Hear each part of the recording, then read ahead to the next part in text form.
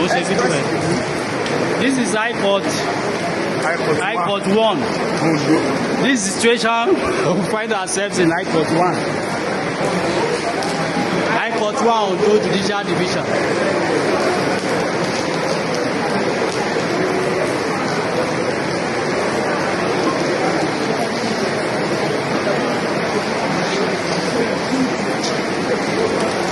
This is the deplorable condition of High Court 1 Ondo Judicial Division. You can see how it's leaking.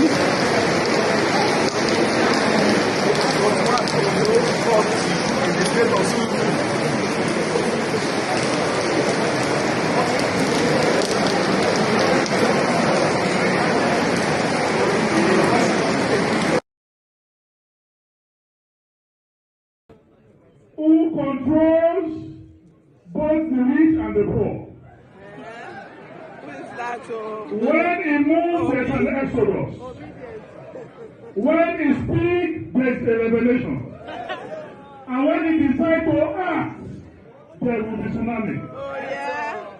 Loved by Nigerians from all walks of life. Two-time governor of Anambra State. The leader of the APC movement. Known simply as Peter Obi.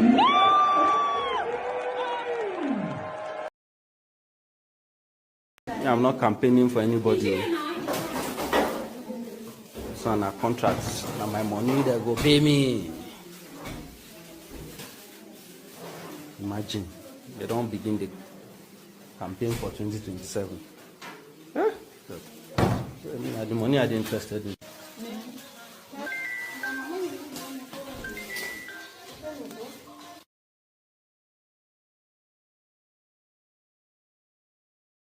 Means and where it came from. That's a good one. Will you indulge us? Will you indulge us with how please. that nickname came about? Dodo Mayana. If you remember, while I was telling you some story concerning the goalkeepers I learned from, or the goalkeepers who I was with, Peter Fregene, Emmanuel Okana, and the rest of them in camp. While in room with Peter Fregene, he calls me Dodo. And that generation of 1980, 81, 82, you know, I joined the camp 81, you know. So from that moment, I was lucky to fall into the hands of Peter Fregene, you know. In fact, practically almost all of them. Every morning before training, you see me sitting in the front of Emmanuel Okala's door, waiting for him to open his door so that I can take his boot, hold it to enter the bus. Then I will go to Peter Fregene, you know. I will go to Best Ogedengbe. I'll pack all their boots, you know, so that I go to the bus, I sit. When they want to wear their boot, I bring it, I give it to them, give it to them. You know, after training, sometimes I want to go and meet them. They tell me, no problem. Their jersey has been put to laundry. I should not worry. I say, what about the boot? Let me clean it. They'll tell me, oh, no, Peter, don't worry. Thank you. So I keep on doing this all through my stay in the camp. So while doing it, Peter Fregene now start calling me Dodo. Because of the way he see I follow him up in his goalkeeping.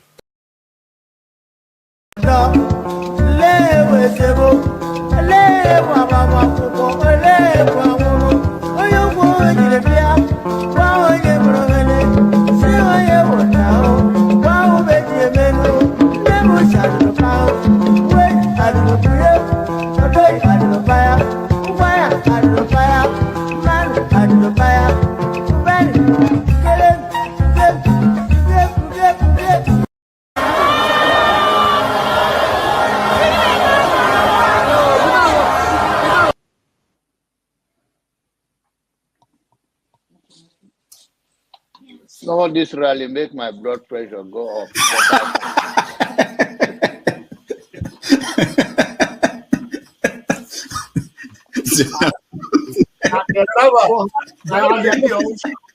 And the people who are asking a platform for him, who are supporting him. So you should get a filter sometimes. Filter your thoughts before you say. I'll continue to take blood pressure medication until Why are you getting high blood pressure, Jonava? Now, I'm not taking medication for myself. I'm taking it for people like Paul and some of you guys that after the February something, and then people like Soludo, that is a good spoiler. I thank God for his life. He's working for my God. I hope that Nigeria wins. I'm never going to wish any president evil so that I can say I told you so. No, I won't wish them evil. I hope. You see, I'm not praying. There's no point. I can't pray for Nigeria to be fine. I only hope that Nigeria wins and Nigerians win. Because if you choose a dodgy doctor who has a dodgy record, who has, all sort of accusations leveled against him, to say this doctor, we think he's done this, or this doctor, this surgeon, yes, he's a senior surgeon, he's the most whatever surgeon, but there are a lot of accusations leveled against him. If you choose him to operate on you, and you tell me to pray for you that it doesn't kill you surgery, what's the point? I can't pray. You might make it, you might not make it. My prayer won't change anything. So I hope Nigeria and Nigerians win during Tinubu's 4 years. Thank you. Thank you. And I am ready to die defending Nigeria in whatever way. When it is God's time for us to go, it is you not took my time to God. You are ready to defend Nigeria. I gave you my time. No, I'm coming. Alexi, hold on. You already started. What I'm saying, defending Nigerians is this. I gave him my time and he's using it to defend No, sorry. I'm sorry. Don't forget, that state is now an oil producing state. So they now have derivation, if you are not aware. So if you want to speak for anybody, please do not defend a Kalata like a Yabelo. Please do not. Okay, let me respond to him. One second. Do not defend a Kalata like a Yabelo. Do not. All right, thank you, Mohammed. The people of that state. Can I respond to him? No. Then go to hell. Rudolph, go to hell. All right.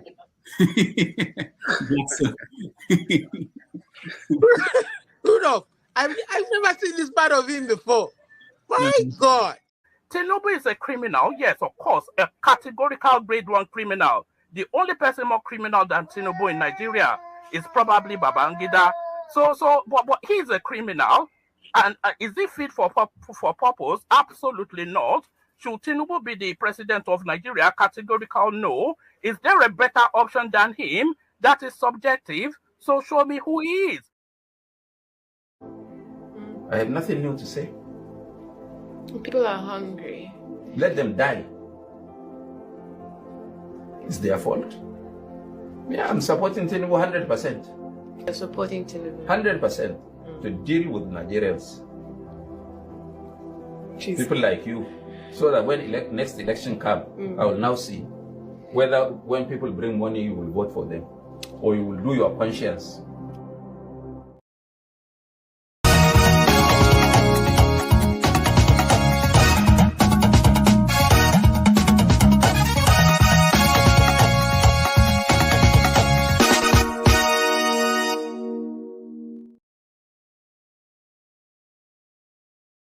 Celebrated its 249th Independence Day. There were parades, fireworks, and the traditional hot dog eating competition. But something bigger also happened. President Trump signed his big, beautiful bill into law. The massive bill will affect those who live in the United States and those who do not have the fortune to be living in the US. The law gave tax cuts to the rich, increased military spending, and cut Medicaid and programs that support the poor. It also provided $170 billion to ICE to expand the deportation of immigrants. It cuts subsidies that have sustained renewable energy projects in the US.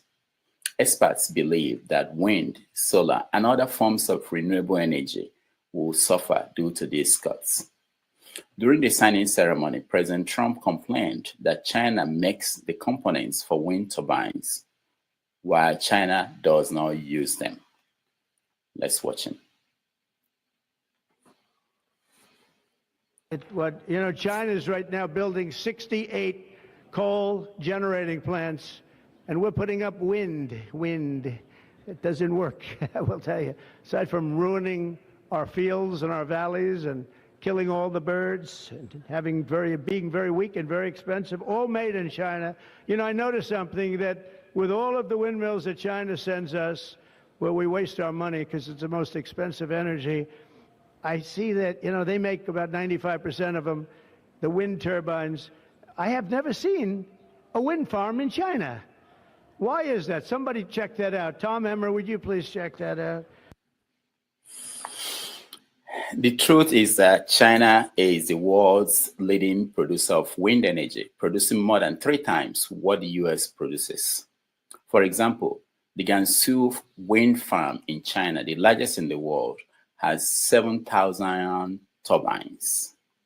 Trump has called wind energy bullshit and a horse ever since he had a dispute with an offshore wind farm near one of his resorts. It is a beautiful day in New York City. Welcome to Have Your Say 247. My name is Rudolph Okonkwo. I'm your host today.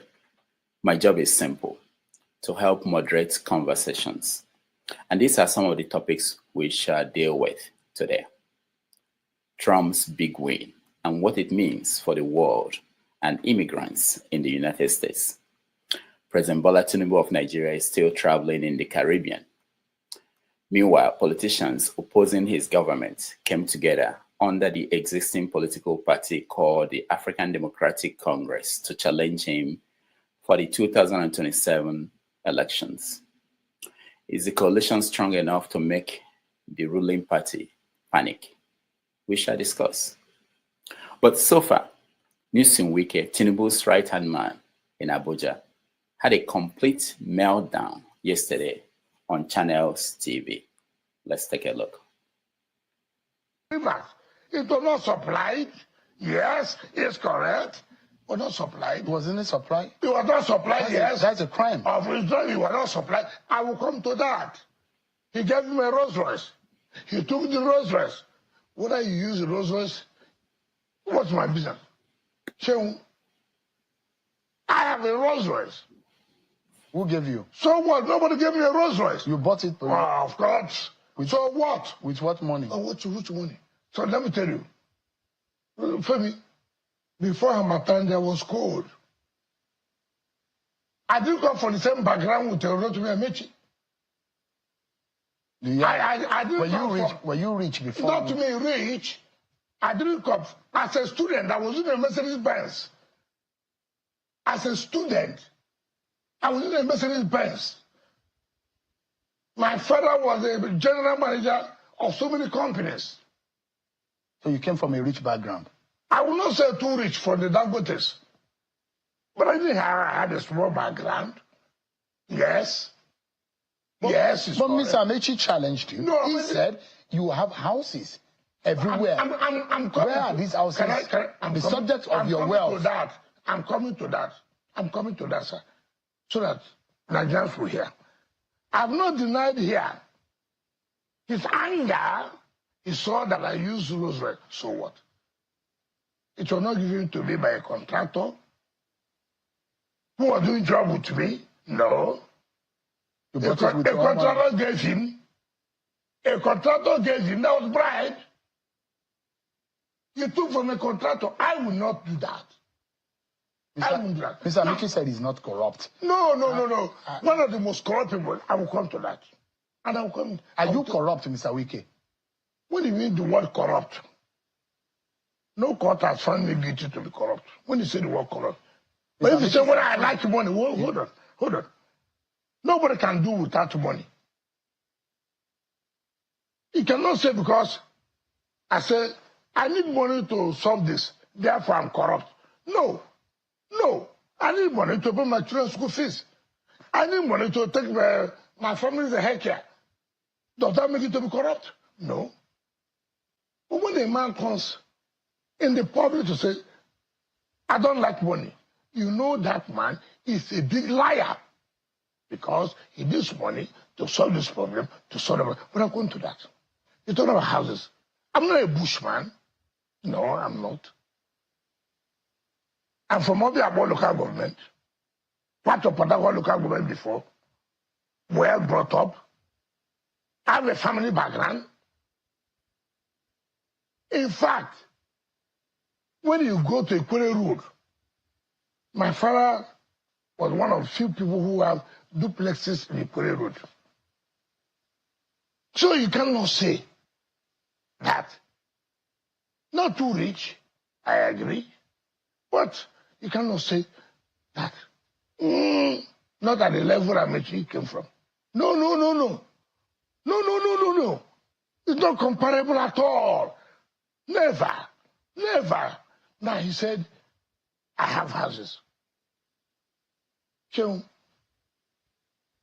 Amaechi was speaker, 8 years.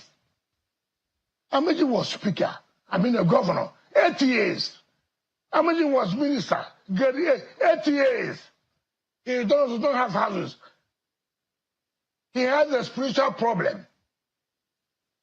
Because he said he's not like you people. No. Enrich yourself I will tell you, that's why people should learn. Nigerians should know the kind of characters deceiving Nigerians every day.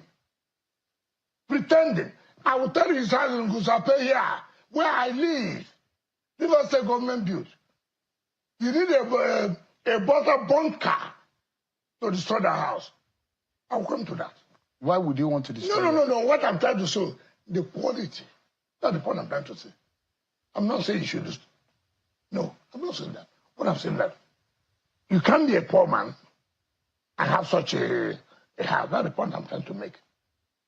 He told you, he does not have this. Where is his house? In OGRA. Who built it? In OGRA. Ask him. I want to say that NPA and NIMASA, they don't pay contractors. Yes, he knows that because they have not paid his wife, who's a contractor in NPA and NIMASA. At the moment? At the moment, that's why he knew. How do you know? Well, how would I know? He put the DJ NIMASA Dakuku, whom I defeated in 2015 governorship election. Then he took his boy, Coco, who was the account officer in Zenith Bank, and made him as a director of finance, and then put him as managing director. Therefore, he's not able to know when NPA and NASA do not pay. He knows that. Who owns those contracts he's talking about? The wife. It's unfortunate. I watch him. How can a man at that level talk this? People should give us some of this. I feel so bad. In the name of God, I feel so bad. I should discuss a man's wife. I feel so bad.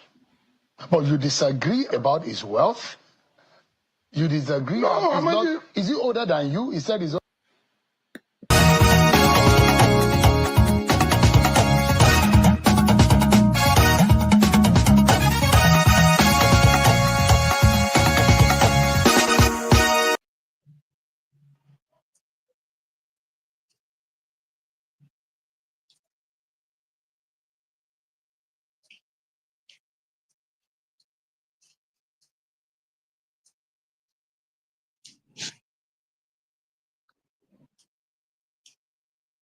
In here, I traveled and I'm back. Thank you all for keeping the channel going. I really want to thank KJ, Forefathers Show, and all the people, Adama, Ndibo, and all the people who kept the channel going while I was away, and all the participants. Tony, thank you so much. Welcome to the show. Revolution Now. Thank you. Pastor Patrick, welcome to the show. Thank you. Hear me? All right. Ovie, welcome to the show. Ovia, can you hear me? I can hear you. I'm just wondering why you are welcoming me to my own show. I mean, because we never begin to sue you. Aren't we?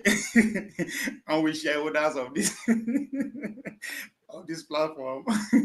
Yeah. Awimbon, welcome to the show. Awimbon, welcome to the show.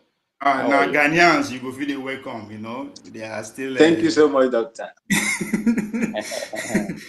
So it's nice to have everybody here. Wonderful. I really, really appreciate it. Thank you so much. Thank you so much, Doctor. Ovia, mind yourself. Ovia, mind yourself. Like I say always, that we're as good as the people who come in here, and your contribution is what makes this show different from all the other shows out there. We don't have any goal or any ambition or any agenda. We just open it up for you to join us in conversations about what's happening around our country, our continent, and the rest of the world. So once again, I thank all of you for joining us. Quickly, let's because I have only right now I have only two and a half hours. Maybe we have to really close in 3 hours and go to the next person. Let me just start by saying that the topics we have today, we talked about a little bit about that at the beginning, which was Trump and what has been going on in America. His big win yesterday, signing into law. A bill that will impact everybody, whether you live here or not. We talked about Tinubu's travel in St. Lucia in the Caribbean. He has been going around there while in Nigeria, the opposition, they are coming together to challenge him in 2027. Peter Rufai, most of you know as the goalkeeper of the Super Eagles that won the 94 African Cup of Nations. He was at 2 World Cups for Nigeria. He passed away. And Natasha Oti won in court, I think on Saturday. No, I think on maybe Friday or probably on Thursday. And the court is saying that they should reinstate her into the Senate. So these are some of the stories that we have on top of the show. I don't know if you guys have anything important that I'm missing. I've not seen the news today. Tony, let's start with you. Welcome back, Doctor. Greetings, everybody. The platform. Great to be here. Yeah, we don't have too much time, but I think if you go back to Nigeria, we have a couple of kidnap incidents. One in Benue, and another one in Sokoto by Lakarawa. The one in Benue, very pitiful because it looks like marks of some complicity by the military. The spot where the kidnap took place, the police were there, and it happened. I mean, the soldiers were there, and the kidnap incident happened. But the dirty thing about it all is that the police claimed when some of them were rescued that it was through their effort. Meanwhile, the parents of some of the victims said that they gave money to the paid ransom. So the police lied. And then something else very pitiful was that when the DPO came, tried to rescue the victims, the kidnapped victims, the military people at the checkpoint pointed the DPO and his team to the wrong direction. So that's worrisome. Then the other thing, if you go to the US, a summit of 5 African states coming in July 9 to 11 to discuss some economic matters. Unfortunately, Nigeria is not included. I don't know if that's good. And then we have what else? Liverpool fans, condolences. I think those are some of the. Then we have a terrible in the USA. We have a terrible flood disaster in Texas. Let me just stop there. All right, thank you so much. I was in Benue during my travel to Nigeria, and hopefully tomorrow on 90 Minutes Africa we discuss some of those things I saw there. Revolution now, welcome. Yeah, bros, well done, sir. Thank you. I saw your clips in Nigeria, visiting Nigeria. I saw some of them. Yeah, we'll put up more tomorrow. Yeah. And greetings to other brothers in the platform. I say hello to everybody. Anyway, for me, I think you've shown everything. It's just for us to say, well, because Nigeria, you can see now, I added now.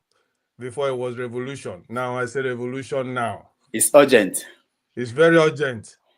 Listening to Wike yesterday, I was just, they were, what would you say? Armed robbers now implicating themselves. Is it not time for them to be sent to jail, even without trial? Let me stop you until the show starts. All right. All right. Thank you. Patrick, welcome to the show. I think this is the first time you are on this show. Thank you. Yes. Yeah. So I know you're in Nigeria. What's how is the situation in Nigeria today? Well, we are surviving. We are coping. We believe that we will survive no matter what happens. So that's it. Okay. This kind of tense situation that people feel when they live outside Nigeria, do you feel it while you are in there? No, we are scared, but we are not. We don't feel it as much as you do because we see what's happening and we have hope that things will get better. Okay. That's it. Okay. Thank you so much. Ovie, welcome to the show. Thank you, Dr. Lamid. Yeah, Ovie, there was a time you disappeared. People were calling me, do I know where Ovie is? I had to call you and see whether you are still alive or you disappeared on us. What happened? Well, I missed the pandemic era. I no get baby. This is Trump, the age of Trump. I don't think I should miss it. So I decided to go underground and do my audition to see who I'm going to procreate with. So that's what's going on. All right. Any important story you're watching? Trump is everywhere now. It's the age of Trump, so I'm more. I think I think everything centered around Trump.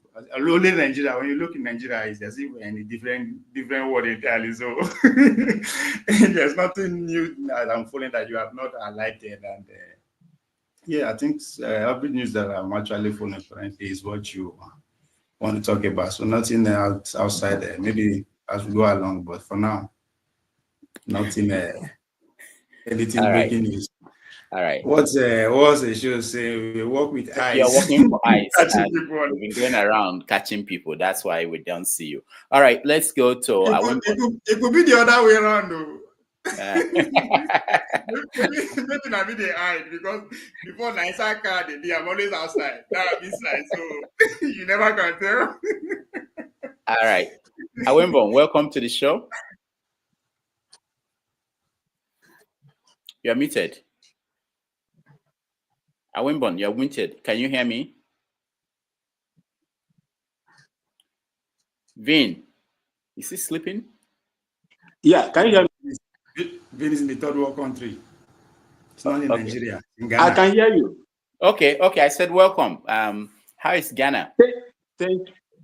Yeah, we are doing well. We are managing. It's not easy. You know, we have a new administration and it's working on recovering all the loot. People are volunteering to bring back the money they've looted from, The man is trying well. The operation recover all loot is doing very well. And so many people that misappropriated the monies, the public funds are now put under trial. I think one of them is in New York, taking after mismanaging the country, he ran to US for medical. So, and he has been also placed on the watch list. So we are looking forward to bringing him back to Ghana to face trial for all the problems that he caused Ghanaians. And another thing that worries me is the audacity, what I call the cockroach audacity of some armed Fulani herdsmen,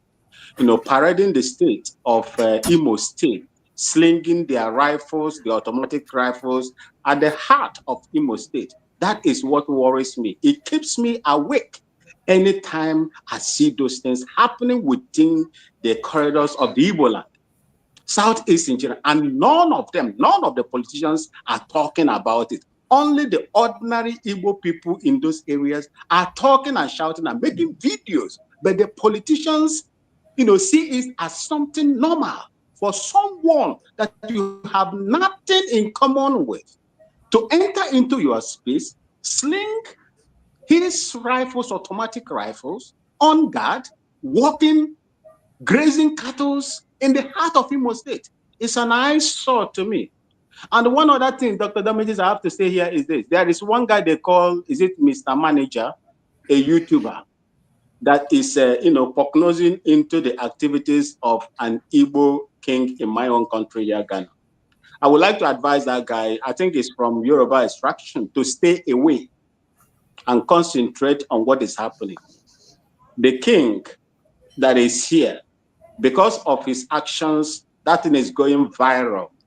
I do not know how someone who has nothing to do with the establishment of a chieftaincy title and those that are taking care of their own people within this way without interfering in our traditional stew here in Ghana, will be allowed, to say most of this thing that guy is saying, creating hate, just like they are also creating in Nigeria, in Ghana. Yeah. We don't want that. We receive our visitors as long as you are on the path. I had that. Go ahead. I had that. I saw that video. I wanted to know, that person is a Nigerian, not a Ghanaian. Is that what you're saying? I mean the manager, the YouTuber. No, the man that was saying it. Yeah, I will try to find it and maybe play it before we end the show. Yeah, we have another Ghanaian that was they call him Tuntum. Tuntum, that is someone who is dark in complexion. That is Tuntum. And the other guy they call a manager. The Tuntum is a Ghanaian. He was reacting to what manager was putting out there. Yes. Okay. So the manager guy is the person that is stoking this hate, just like they do in Nigeria. We receive visitors. We give people chieftaincy titles in Ghana, including Chinese. They give them chieftaincy title. And that Igbo chief is only representing the interests of their own people and their cultural values, not interfering in the traditional system of our people. He is a visitor, and he has also come out to say his duties is for his own people that lives in Ghana, and how to support them or go to them, talk to them on how to behave in a foreign land called Ghana. We don't hate anybody as long as you are on the path of the law, the right side of the law. You have no issue living in Ghana. But those of them that have that are on the other side of the law, these are the people that will still have problems with us and with the system. You won't have problem with us. You will have problem with the system that we operate. And there is another guy from Rivers State, they call something Benson. We understood that he is a rich man in Nigeria who came to Ghana and tried to block the estate that is being occupied by some diplomatic, the diplomatic personnel. I think especially Spanish diplomatic, personnel. Blocked it simply because they did not give him the key, to the lift to where he is staying by the estate management authorities. Warranted him to block public road in Ghana because you are.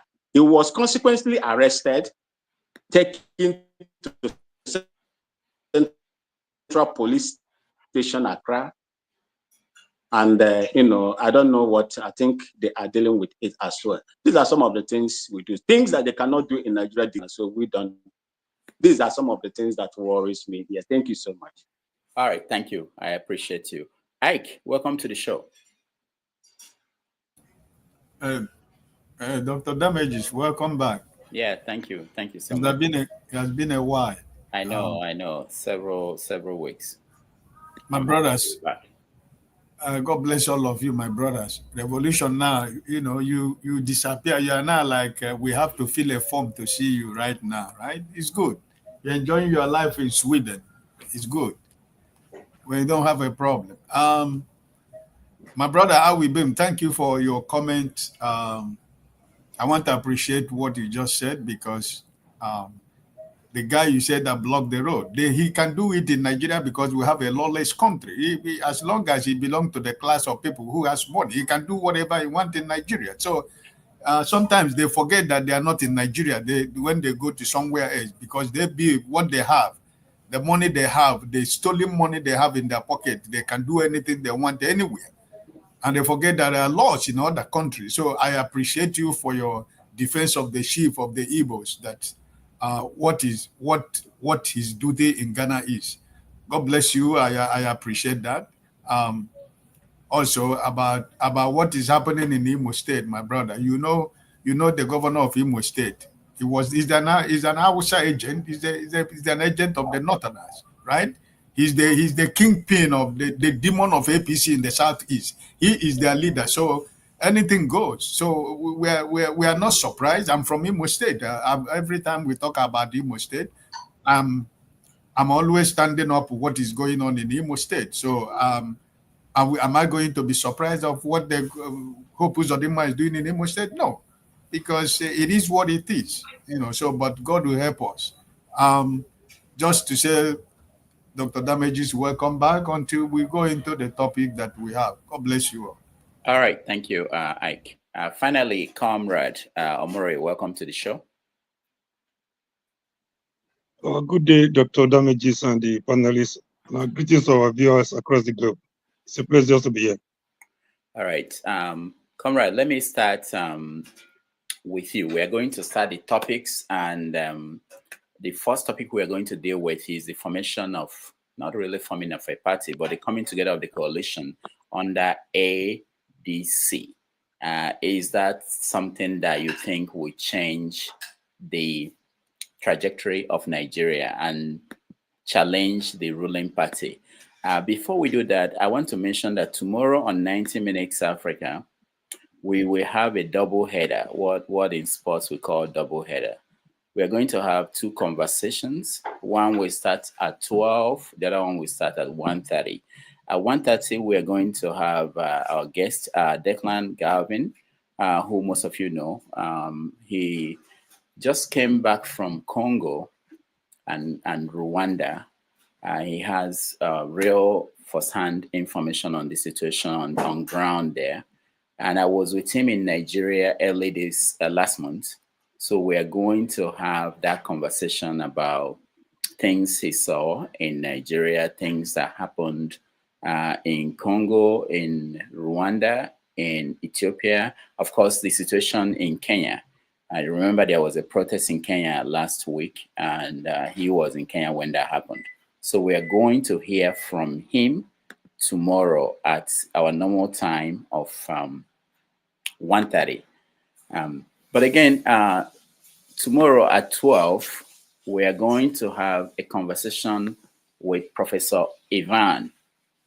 He's in the Department of Peace, Justice, Society at University of Zimbabwe. He's going to talk about the role of Zimbabwe and South Africa in Africa's liberation struggles, past and present resistance to neo-colonialism. So that will be a conversation that will start at 12. After that, we go to Declan. So if you can join us tomorrow, it will be a double header. And we do the same thing next week because we have a lot of guests who we've been able to get together to come on the program. But because I haven't been around for more than 6 weeks, we have not had the opportunity to talk to them. So we try to put two people together every week until we clear some of the backlog. All right, so let's start with the topics for today. The opposition, they came together under ADC. to challenge Tinubu in the upcoming election. Will that work? Do you think this is something that is surprising to the ruling party? Are they panicking? Comrade Omori. Yeah, thank you, Dr. Damages. I think my network was, I had some glitches. I didn't understand most of the things you said, but I want to quickly jump on the ADC coalition. Yeah. I think Nigerians are depressed, and as much as they are oppressed, we don't know where we're going, and we don't know how to get there. Until we sit down to have people's discussion on what do we really need as people, what do we want, instead of following politicians who climb a sinker, I think we'll continue to get ourselves in a deeper mess. Some years ago, there was a coalition that brought in Buhari. Everybody wanted any other person except Jonathan. Little did you know that we are creating a bigger monster than Jonathan. After Buhari, we now have Tinubu. People are not saying. All right, we lost Omori. Let's go to Revolution now. What is your take on the coalition? Yeah, greetings again to everybody. And well, you saw that I added something on my name, Revolution Now. First of all, let me start with Peter Obi, because I love that man called Peter Obi, because we all know that he's a truthful man. But many of us believe he can't rule a country called Nigeria because of how Nigeria is. That is why we've tried to warn him. We've talked about our grievances, his character, how he portrays himself. Although they will say he's the new kid on the block, those educated guys would use those type of English. Everybody loves him. They believe he can do it. Fine. But surprisingly, and again, before I go forward, let me just give a shout out to Shore. I really respect a man like that, whether you like it or not. So I have to say this before I begin. Peter Obi, first of all, I've been listening to so many commentaries from different people, especially the obedient movement. And I can tell you it's 50-50 now. A lot of people are disappointed on our man, Peter Obi. He stood alone, ladies and gentlemen. He stood alone, won an election, was rigged out. What is he doing with people who ruined Nigeria? He shouldn't be sitting with somebody like Atiku, for example, because it was Atiku who pushed him out of PDP. And Peter Obi, I still watched the video. He was so angry, talking to the delegates who voted Atiku. You people wouldn't be here for long. You understand? Suddenly, when he has conquered Nigeria, he's now forming a coalition with people who don't love Nigeria. Rufai, how many Christians will vote for people like that? You understand? We know what he did in Kaduna. But let's leave that aside. Then let us, to answer your question, coalition. I like what my brother said, Omori, before he left. It was this same coalition, that's what we did do. That is the problem I have with Nigerians.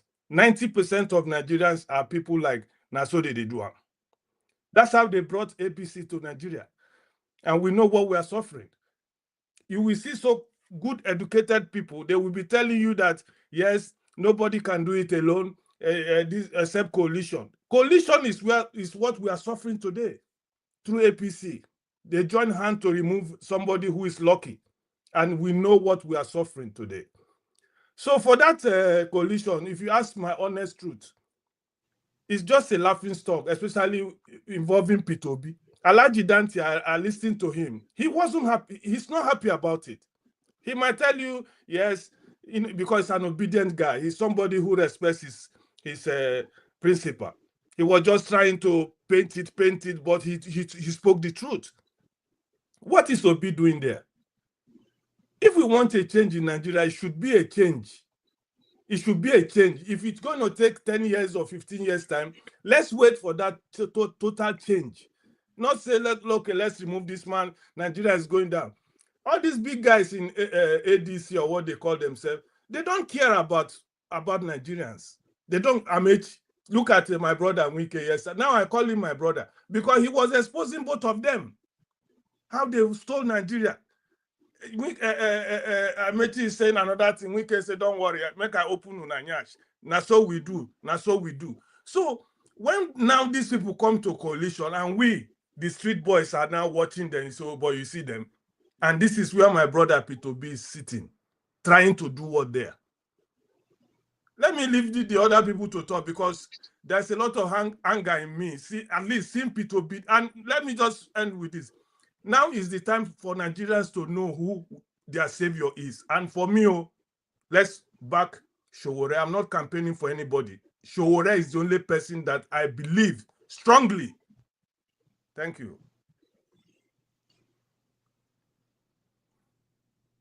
Let me give Comrade Omori time to finish up. Just 1 minute to finish up his thoughts. I know he was cut off when his internet stopped. All right, go ahead, Comrade. Can you hear me? Omori? Okay. I think I'm having an issue with my connection. I don't know what's going on. I don't know if it's my location. Okay, we can hear you. Just 1 minute. You can round up your thoughts.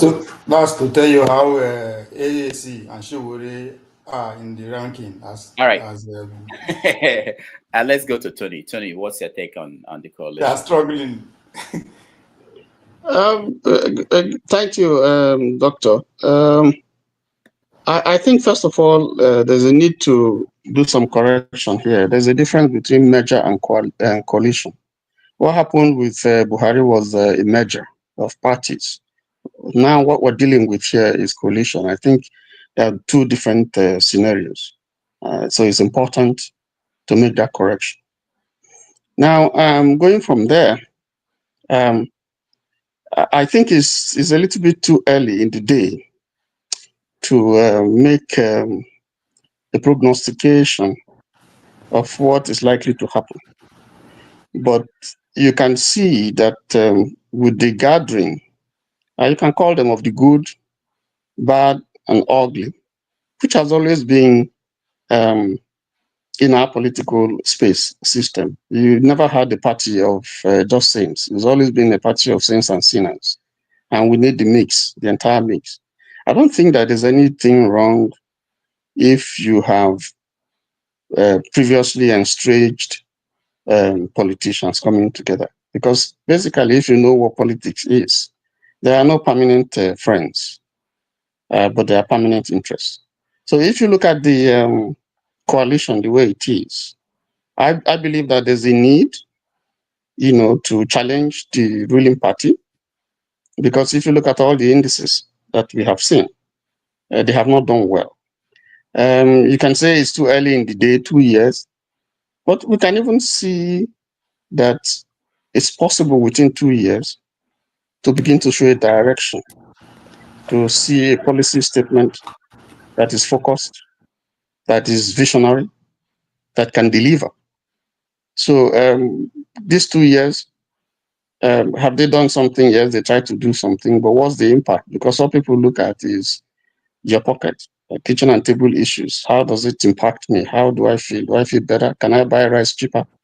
Has the Naira gone down? Is the economy doing well? What are the projections? Can I see hope? Is insecurity? You want to talk about that. So when you look at all that, just even at that basis, you don't seem to see hope. That's my opinion. So there's a need for people to come together to begin to see how do we re-engineer, retool, and see if we can change the system. So I think, in my own opinion, that yes, this is a good move. There will be problems along the way. There will be challenges, but they are not unsurmountable. For me, I'm not pointing fingers. There are no saints. none of those people, politicians we can say are saints. So it's not a question of saints. Even Jesus Christ had problems when he came here. So I'm not anticipating to see a political party that is full of saints. That has never worked in Nigerian history. So to summarize, because of time, yes, I think that from what we see, the ruling party is jittery from their reactions, from their pronouncements. And I think there's a need, to push this particular coalition forward. I think there's a need for, other parties, who are not involved to also maybe get together and with a view to helping us put pressure on the system so that we can get things to move on in a direction that we want. Let me stop there. All right, thank you. Ovie, what do you think? What do you think about the emerging political arrangements in Nigeria? Do you think it's going to change anything in the country? No, no. For me, I think the coalition had to stop Obi presidential, to keep Obi presidential ambition and the obedient movement. That's what the coalition is about. Why am I saying this? I mean, Tinubu has not committed any crime yet to warrant not giving him the second time. He will not be removed. There's no reason to remove him. But I mean, let me put the card in context here. According to the power arrangement, the power that be the people that put him there, he hasn't done. He's been doing so well so far. Now, the coalition, that is the northern angle to stop what they see that might eventually take the turn of what the MAGA and the Donald Trump movement is doing currently. If there's anybody that can, or any movement that can stop the turn-by-turn arrangement or give it a run for their money, is the Obi and the obedient movement. So before it gets out of hand, getting out of hand means that Obi either have to repeat that 6 million or better his position, or was better that 6 million. It will be very difficult to overlook him come 2021, whoever they want to project. Because at the end of the day, it's a consensus candidate is not going to project. So how do we stop that or make sure reduce that? Is to form this coalition, either lure him to take the ticket and give him the same Goodluck Jonathan treatment, to work against him from the inside the party, from the top to bottom, and make sure he loses. And once he loses, that chapter, you don't finish. Attention will be focused on who comes from the northwest. Or, better still, convince him to be running mates to any of the candidates, Atiku or wherever, which I believe will be is not foolish to do, but this is politics. Anything can happen. I don't know what they have playing on, what they have against each other. And if that is the case, they are still going to lose. Again, his chapter and his movement closes. His best chance, as far as I'm concerned, should keep going solo. But it's a bigger hurdle now, because as soon as they didn't go with the arrangement and he decided to go with his own solo, they will only ambush on him, just like Bob Marley say, all guns will be pointing at him. They will go, politically speaking, they will go so hard. Just like, as I see, they went with Donald Trump, but he survived it, just to make sure he stopped it. So this is what I'm seeing playing out here. The coalition has nothing to do with stopping Bola Tinubu. Bola Tinubu is a godfather, and he has able to establish that he hasn't offended anybody, apart from the general masses, to which we don't have power, and nobody is ready to organize us for us to have the power to even go on solo. So as far as that is not happening, the current arrangement is the same arrangement. I think is that Baba Hamid that put it, very well during this is the last interview with the channels, when he was giving example how Tinubu, this is Tinubu playbook, right? When he give the Atiku chance, his platform to run on in 2007, Badu in 2011, 2014, 15, and then February then. So the same thing, but what is happening here, this is Atiku's playbook, right? And I see two things. Either Atiku decide to let Obi come in and do and okay, play that I've given him a chance and he will then come up with full force 2031. Or the Russian wait, Obi, who is coming up? Who is coming 2031? Atiku? Oh yes, if he's still breathing, why not? all right. Okay. I mean, I'm saying that I am unconvinced now because of what the paper wrote. The original scene. If you read the original scene, how they managed Joe Biden up to this point, so anything is possible. All right, thank you, Obi. Let's go to Dexter. Dexter, go ahead. Thank you, Dr. Damages. Welcome back. Thank you. On the panel. When I listen to what we're saying, I just imagine how, when they are playing a football match, okay, and the coach sets out his strategy for the match, and then the over 2 million fans all think that they know how the match will be, and they want to win the match more than the coach and the players. And they start outside, the match has just started. It's not even half time. Everybody has said, it's like this, it's like that, it's like this. I think we should just calm down. If we are students of history, you'll find out that in this power game, it's like Tony said, in this power game, I know many of us want it to be, how our narrative would be. Our narrative. It's not like that. Look, the ADC, for one thing, is it good for Nigeria's political system? Yes, it is good. It's good when you want to run a democracy. You have another party that is at least putting the people in government on the edge so that they won't take Nigerians for a ride. Example, ADC, the next day, Wike gave me their charge, coming out charging.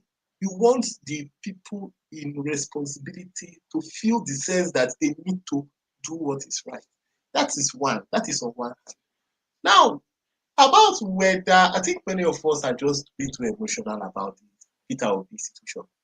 Look, Sowore, Peter Obi, they are not the individual saviors of Nigeria. So the earlier we start desensitizing our minds of this, it will help us to not have this emotional this. In the whole politics, look, whether you like it or not, even to win wars, you need every kind of soldier. You need the butcher soldiers, you need the diplomatic soldiers, you need everybody. It will be only foolish. It will be only, let me not say foolish. It is only a strategy until the end, like a game of chess, until you do checkmate. The truth about this thing is that until there's a checkmate, which is winning the election, then there's no, all the purposes can go to, can say, it was not really useful. But there is a whole lot the Nigerian people can do, which is stop focusing so much about all this coalition. It's about identifying leaders we can trust. That is what the Nigerian people should do. Making sure that our electoral process is free and fair. That is for the Nigerian people to do. It's not about ADC or APC or anything. The moment we can get a free and fair electoral process where if I vote, my vote counts, and the people you have voted for, the people the masses have voted for is the person that will go into power, that is the starting point. And it is only the Nigerian people that can demand that.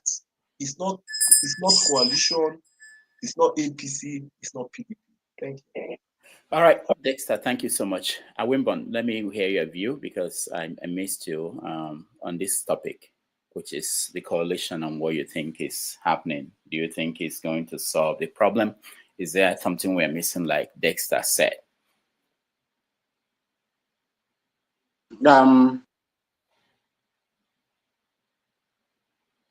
Thank you once again, Dr.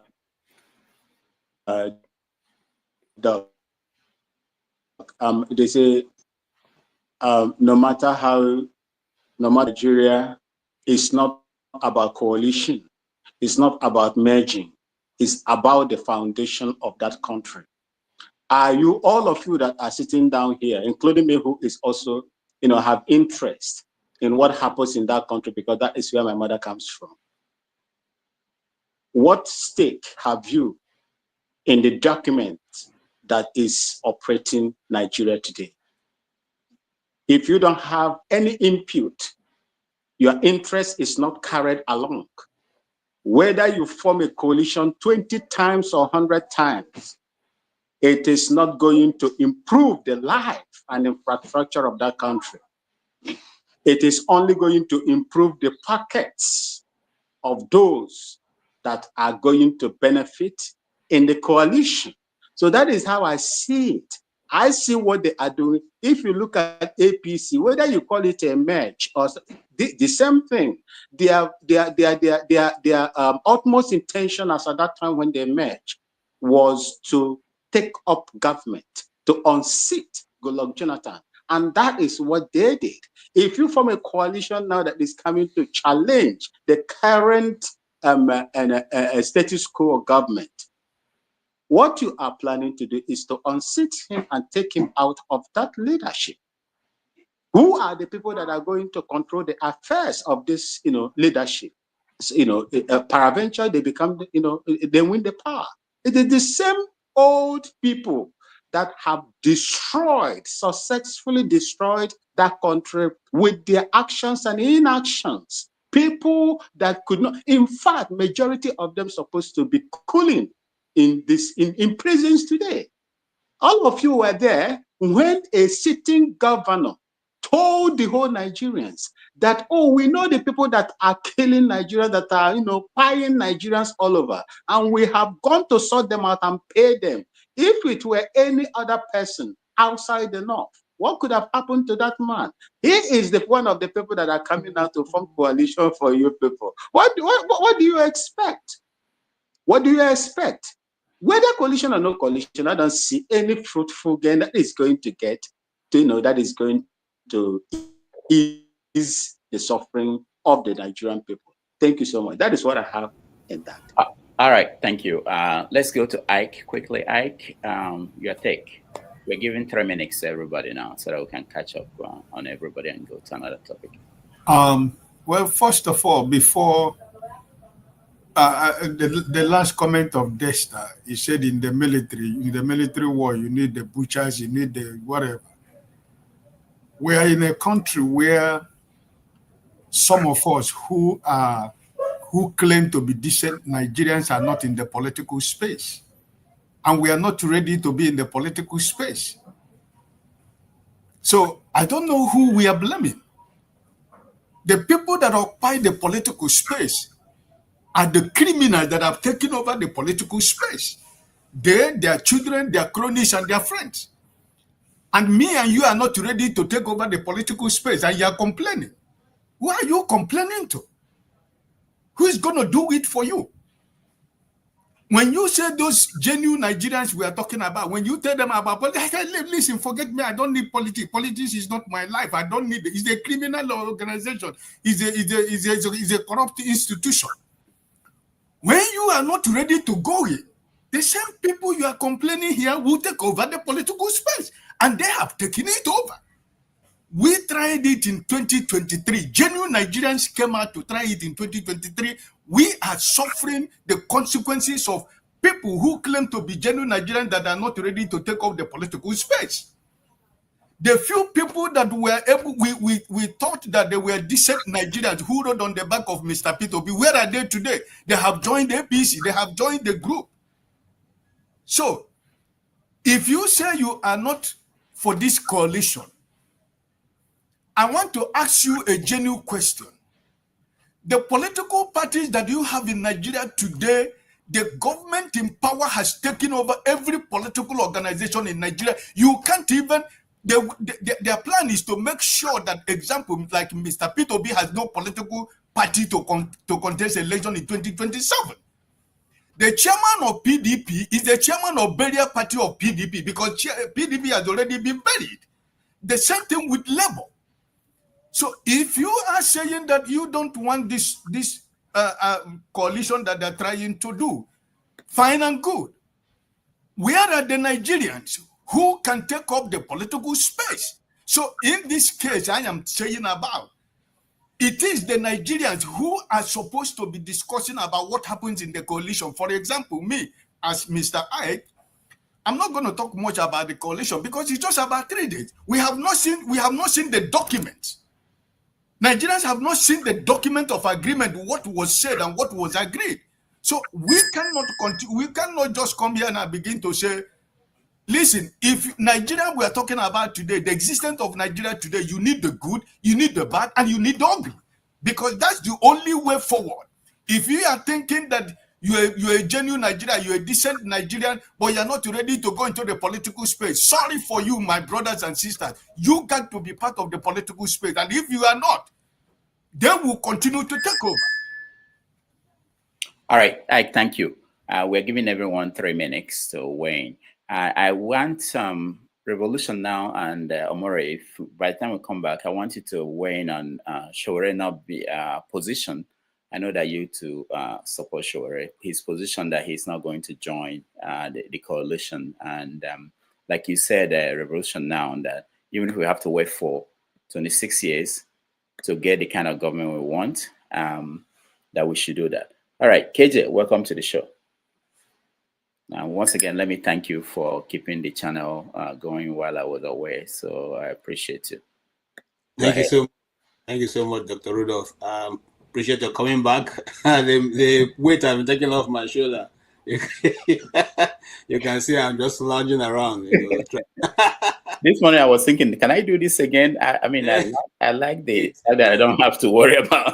Anyway, yeah, go ahead. Some people don't really understand what it is, but until you have to do it over and over, then you know the pressure that it brings. Anyway, I just want to actually say that concerning the political development right now, I don't think we the people or even the politicians are learning from history. You know, coalitions have happened in the past, and the Igbo man has always been the one who loses out of it. I mean, I'm sorry to use the word Igbo, but that's the truth. Okay? All the time the coalition happened, the first coalition actually was between the Action Group and the NCNC, which eventually failed. You know, Zik was driven back to the east when he came back to fight with Okpara, and Okpara said, no, go and fight with your mates in the center, you know. We still have that in back of our minds, but let's even come for the rest. Go back to come forward. Just you know, some days ago when we were still in primary school, there was a coalition between the Awolowo Party and again Nnamdi Azikiwe and the PRP, okay, the Northern People's GNPP and all those Northern people, you know, all those coalition, but the catch at that point was the bringing in of the PRP guy, which was who eventually, just like he played the same role Kwankwaso is playing right now. Nobody knew whether he was in or he was out. Or he just kept mum, and they kept waiting for him. In fact, they postponed the meeting for a while, you know, waiting for him to come in from Kano. The videos are out there just in case anybody wants to look at it. And then, obviously, at the end of the day, who lost out in that one? It's still the same Nnamdi Azikiwe. Now, why am I saying that? Look, the system have looked at the possibility of Obi coming up, and I agree with some of the analysis so far. They know that this guy, even by their own awardment, that is by their own awarding of votes, they gave him 6 million votes. That means he has 6 million votes in his kitty. So now, why do you want to now,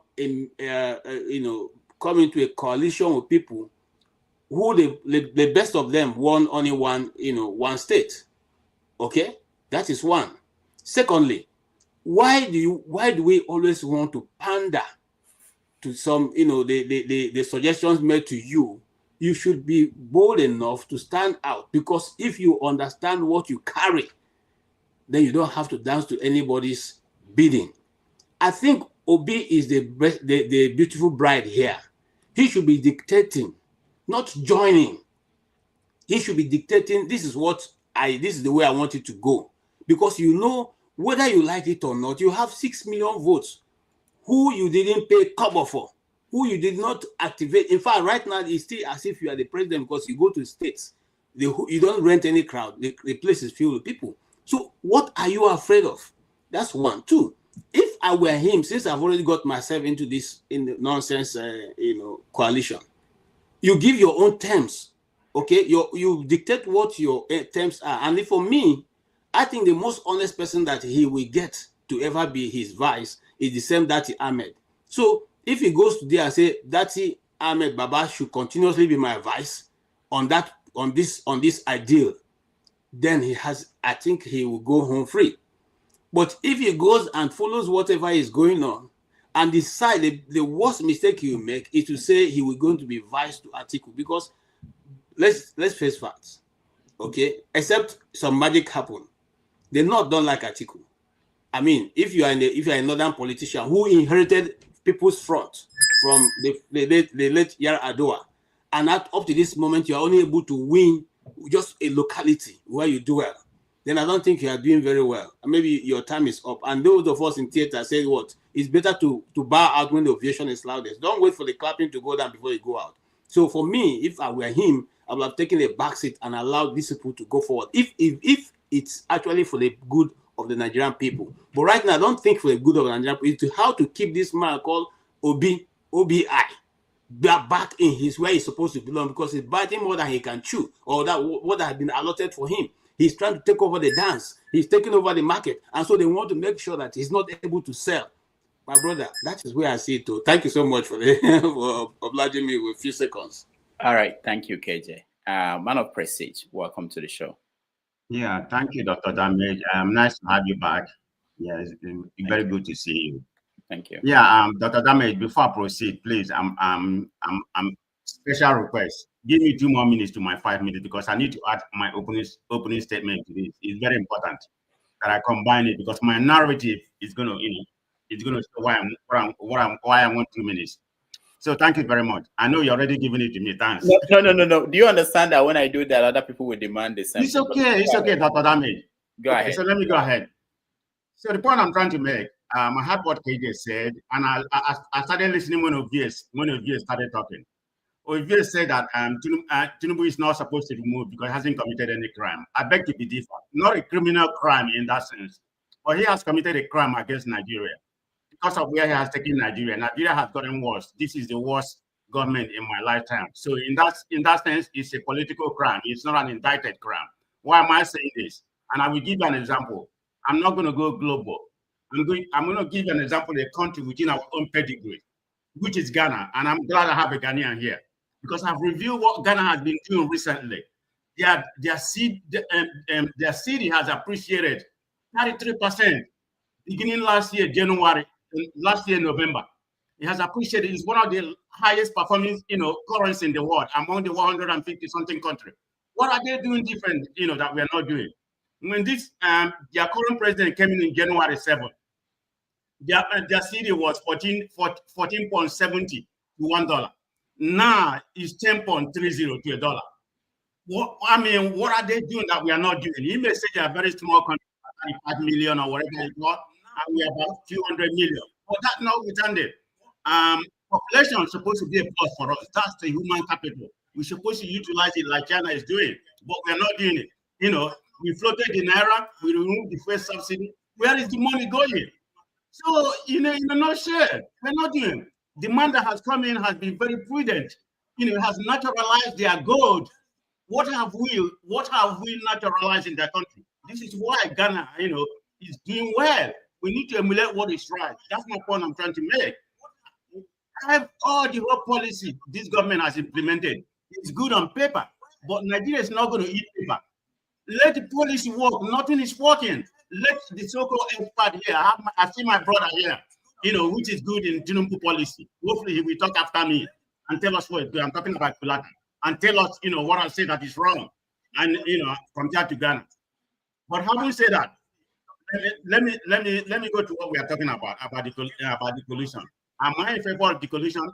Yes, no, because I'm skeptical. Because I've been listening to different narrative about this coalition we're talking about. The reason why I said I'm very skeptical, because it's geared towards Atiku. regardless, they are bringing Obi. I don't know what's going on in the background, but right now, look at the congregation of the Obi, from David Ma to Ihedior. Those are Atiku henchmen. A guy spoke last week that Atiku doesn't want to relinquish the power. He wants to still be a president. So I don't know how they're going to be able to do it, because they are not going nowhere. If Obi is not the flag bearer, it's Obi or nothing. Because if you look at the people there, who has the political capital? Are you going to tell me that Amaechi has a political capital? Obi can beat him in River State, even in the South side. Amaechi doesn't have any political capital, So it's only Obi that has about 6.5 or whatever million. Atiku 6.9 million. That can, if they combine with the Atiku shouldn't run, they can bring anybody in the north. And I think it was that said about that and that you don't have any political capital. So it doesn't matter who they put there. I'm not a fan of Rufai, but sometimes this is what politics is all about. You have to give and take. Just because Obi has political capital, you can't say that he has to be there. So if you say that he has to be there, what was the collusion from other angle? What are they getting? They have to gain something. That's what politics is all about. So if you come, they have to come together. Are they going to come together? I'm still skeptical up to date, But in my own opinion, it's a welcome development. We can sustain this present government because Tinubu is not doing anything. Where did he go? St Lucia? I mean, there's nothing in St Lucia. Maybe some people have been in St Lucia. I have. They don't have anything to offer in St Lucia. We are exporting our doctors to them. What are they giving us? We are giving them scholarship. St. Lucia is just a matter of tourist country. About 60% of their GDP, is based on tourism. They have nothing. They have beautiful beaches and everything. So in the final analysis, this government is not doing anything. They need to be checkmate. Are they going to win? In my own opinion, if I have to bet you, they are probably say that, yeah, they're going to win back because they have captured all apparatus in Nigeria. What they are doing right now is to fragment other party, and fracture other parties. This is what they are doing. Edo is a case study about how they're going to win the election. So let's put it that way. Thank you, Dr. Dami. All right, man of Presi. Thank you so much. Kolata, welcome to the show. Hey, Rudolph, how now? Good. Did you go to Nigeria, Kolata? Yeah, I was in Nigeria. Okay. Nigeria is good. I actually was happy. I went to the Interlands. When I go there, I go and observe. The commodities market is crazy. There are many warehouses in Ogun State, even Osun State. Farmers are making money. So I took my kids, to there, and I didn't go misery shopping. ShopRite was full. Even the supermarket in my own hometown, it wasn't empty. So glass half full, glass half measured. So Nigeria was good. I also drove on the coastal highway. I took some pictures on the coastal highway. Can you send us the video, the one from Lagos to Calabar? Yeah, I took pictures. I can send you after. I'm going to jet soon, but I'll send you a few pictures of the coastal highway. And then visited the Yoruba Museum in Onikon. The kids really appreciated it. It was nice. I think every area needs to have that kind of museum. I did the trip like I was a tourist. Of course, my eye was into business. So Nigeria was good. I literally got back like last week.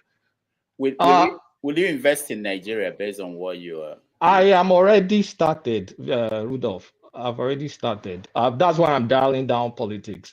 There's a lot of money to be made out of Nigeria in commodities. We're sitting on a gold mine, and we have a stable FX now. So there's no panic whether foreign exchange is going up and down. It's like between 1,500 and 1,600. So you can predict. So I'm heading back. I'm not relocating, by the way, but I'm just going to be doing more business back home. I'm dialing down on politics till maybe the election. So, but this coalition thing just kind of like tempted me out of my shell now. So let me quickly talk about it. So coalition, let's look at the facts. The first question is, whose coalition is this? This is Atiku's coalition. Who are the characters there? They are Atiku's people. Tambuwal, Tambuwal, all the CPC guys, even El Rufai and co, people that either Atiku's PDP faction or the CPC faction that worked against president in the last election. Those are the people in the coalition. And then they brought in Peter Obi because they need Peter Obi's energy and the youth vote. The shocking aspect of this coalition for me is not only does Atiku own that coalition and organizes that coalition, Peter Obi disappointed me. Peter Obi just entered the coalition with nothing, no agreement. So here is my prediction. Peter Obi is going to be used because I've read the ADC constitution. They run indirect primaries. So all these, it'll be at 6 million votes, Kiniko is bullshit. It doesn't mean anything. They're going to run primaries, and we know how Atiku does his primaries. Wike outspent him in PDP primaries. Atiku still beat him in primaries. And for those that think Atiku doesn't want to contest, let me remind you of who Atiku is. Atiku contested in 1993.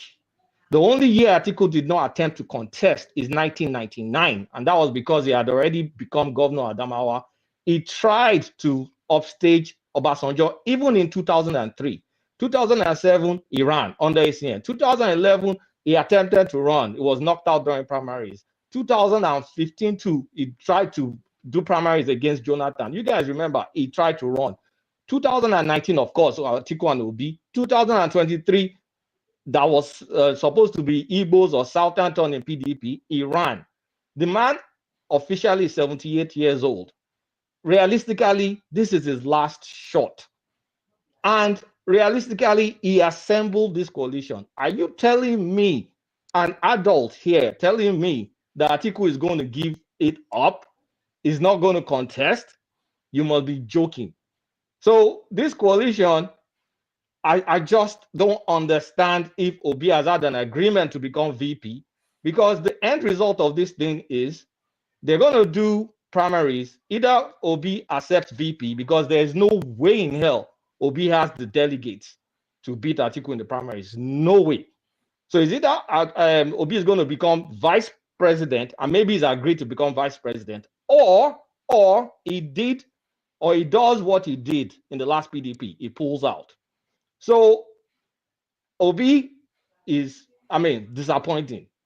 With all that following, you did not get a solid agreement, and then you are entering with the wolves. This is not a tea party. This is not a joke. So Obi is either going to support Atiku, that is if he becomes VP, or support Tinubu, which is if he runs by himself and splits the vote. Because this time around, PDP is going to float a candidate. Coalition is going to float a candidate. If Obi doesn't join them, it's going to become a candidate. And then you have BAT. We also remember, these guys are not fond of using their own money. And the people that fund them, Tinubu, are taking all over the South state. I even heard Bayelsa too is even joining. So at the end of the day, this coalition thing, I really don't understand what Peter Obi did. Like, are you going to? Are they going to fool you twice? Literally fool you twice? Okay, Kulata, let me play the role of an analyst. So, what if it didn't turn out the way you are thinking now? What if at the end Obi becomes the candidate of the coalition? Did you think about that? And no, but Rudolph, do you understand what indirect primaries mean? Yeah, I understand. Okay, now you understand. Do you understand how we've been doing our indirect primaries between PDP and APC? Do you understand? Mm-hmm. So who are the constituent of this ADC? Where are they? Are they from heaven, or they are from PDP and APC? No. What I'm saying, I don't know the whole. No. Answer that question now, Rudolph. These are the same people. They're no angels. They're going to run indirect primaries. It's going to be based on delegates. If Obi doesn't have the delegates, he's simply not winning. And not just that, Amaechi too is interested. There's no zoning arrangement. Let's have clear eyes. There's a video today that Atiku was talking to some elders in the north, and he was promising them that this time around, when he's running, he's going to go after corruption. I'm not sure if I sent you that video. He said it in Hausa. That was when I knew, like, this guy is running. So let's not kid ourselves. And if you don't have the delegates, you are not winning the primaries. This is not rocket science. And to get the delegates, you have to buy them. We saw it in APC. We saw it in PDP. Rudolph is the same characters. How is it going to change? We are adults. Let's stop wishful thinking. This is what is going to happen. If Obi cannot buy the delegates, it's simply not going to become the whatever. This is not altruistic venture. These are guys that are desperate for power. These are guys that have been used to power. You're not playing around with kids here. You're playing around with the wolves. Do you think they're going to just shed their skin? It's not going to happen. Let's stop all this wishful thinking. Dr. Rudolph, you are muted. I said, all right, Kulata, thank you so much for. Please, so I'm asking you for 1 second, Dr. Rudolph, please. So, in conclusion, in conclusion, the fact of the matter is, this coalition is already having fractures. You're already seeing multiple camps kind of like abusing themselves as early as it is. Too many ambitions, too many egos, but one man put them together, and that man is still interested. You guys should take out whatever you think from that. There's nothing to be emotional about. I'm signing out. I'll see you guys maybe in 1.5 years' time. Thank you. All right, Kulata, thank you so much. Dr. Damages, if you can give me 30 seconds, please, if you can. Okay, go ahead. And what I want to say, what your friend talked about, I want to tell Nigerians, do not be carried away by APC talking point about this coalition. Let your mind not be carried away from what this guy is talking about. This is APC talking point. Mr. Peter Obi has not told you anywhere that is going to be a running mate Atiku.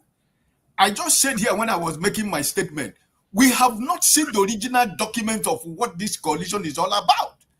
Mr. Peter Obi is not a moron, he's not a fool.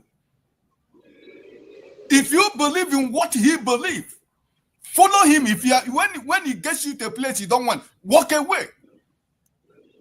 We have an organization, Obedient Movement. When we get information from Obedient Movement, that's the information we work with. We don't work with APC talking points. Don't be carried away with APC talking point, Nigerians. It's your choice, right? It's your choice. God bless you. Thank you, Ike. Let me throw this question out about Showore. I asked this question because Deji, who is a friend of Showore, wrote an open letter to him, pleading with him to join the coalition. I want to hear from Showore's supporters here, and I talked about Revolution Now and Comrade Murray. Comrade, let me start with you because we know Revolution is willing to wait for 26 years to have a change. Are you willing to wait for 26 years to have that change? I've already annoyed my. I started before 16. If I tell you my age today, you will wait for me. You know, I fought the Abachas of this one, I fought the MPPs of this one. Today, I'm even passing it on to the next generation. You are taking, I'm still willing to wait. I'm not willing to wait for the next 1 minute. So you think that everybody should come together and try to make a change? Is that? Yeah, but not the way they are going to party right now. So sorry for the glitches earlier. As you see, I want to advise everybody, every Nigerian here, that our emotions and sentiment will not solve our problem. Let's not our thinking, our goal be clouded by our sentiment and emotions. It will not take us anywhere. This is game of politics. This is game of politics. It's not gambling. You try. If it doesn't work, it may be too late for you to. I mean, you cannot make the same mistake twice. I started by saying, as a people, I think we have all been traumatized. I think we are all depressed and oppressed to the extent that we don't really know what we want until we begin to have the people's conversation, not what the politicians are discussing for us. We go nowhere. I'm surprised that people are considering what happened to Obi in 2023. People are still here pushing Obi into the same another mistake. So sorry to say, I might have to offend some obedience today. It's not here to offend Obi and his obedience, but then that to know, I must not shy away from the truth. Obi does not seem to know what he has. Obi does not seem to know his political capital. Obi does not seem to realize the number of Nigerians that died for him, that are still willing to die for him. He's not a good, I mean, sorry to say this, he's a smart guy, he has a lot of credibility, but when it comes to politics, I'm just beginning to see that he's not as smart as we think. Sorry to say this, oh. I don't mean any harm. Please, listen to me, disabuse your mind of anything, whether Shogore supporter, APC or whatever, so that we can be objective in our analysis, so that we can get the benefit of this discussion, please. I don't mean to offend any obedient. I was one of the people that said in the last dispensation, putting Obi at the middle of Atiku and Tinubu was tantamount to putting Jesus Christ in the midst of Barabbas and the other criminal. Which means, since the Showare's message was not resonating with Nigerians, Obi was my next option, considering the people that were in the race. It's not as if it's a messiah, it's not as if it's a saint. So you get that right so that you know where I'm coming from. If Obi knows exactly the value of the 6-something million he had in the last dispensation, he will be making this same mistake again a second time. I don't even know where this one is coming from. About 6 months ago, the problem with the obedient movement is a very formidable movement. It's a very viable one. It's something we can leverage on, if we must get somewhere. But the way they manage it is, some people gather to see Obi as somebody that cannot make mistake. They see him as a saint, as a messiah. Whatever he says goes. I don't know his managers. I don't know the people around him. I'm not saying I will be his best manager. But from what we are seeing, about 7 months ago, I was of the opinion that instead of Obi waiting for, either Obi should resolve the crisis in labor or opt out honorably to look for another option where he can. People blame Shogore for being the chairman and everything in AC, but at least he is getting, that was the ideology from beginning. Like the Malema of South Africa, he knows where he wants. He does not prepare for any to jump here and there. At least that you give it to him. You might not like him. You might not like his ways. Obi told us a few months ago that he's desperate to see Nigeria work, but he's not desperate for power. But it is that, what we see right now, I don't know how you're going to describe that apart from being desperate. Sorry to say, I apologize at the beginning before I started. Now, in 2023, if you have not forgotten how Obi left PDP, now you supporting what he's doing right now, I think you are not a good student of politics. If you know what you have behind you, you will not go into such a coalition without coming with a condition. They should be coming to beg you for what you have. Not you jumping into another coalition where you are not here nor there. And a faction of labor is telling you now, they're giving you ultimatum. You will be that has a political capital of 6-something, giving you ultimatum to leave labor.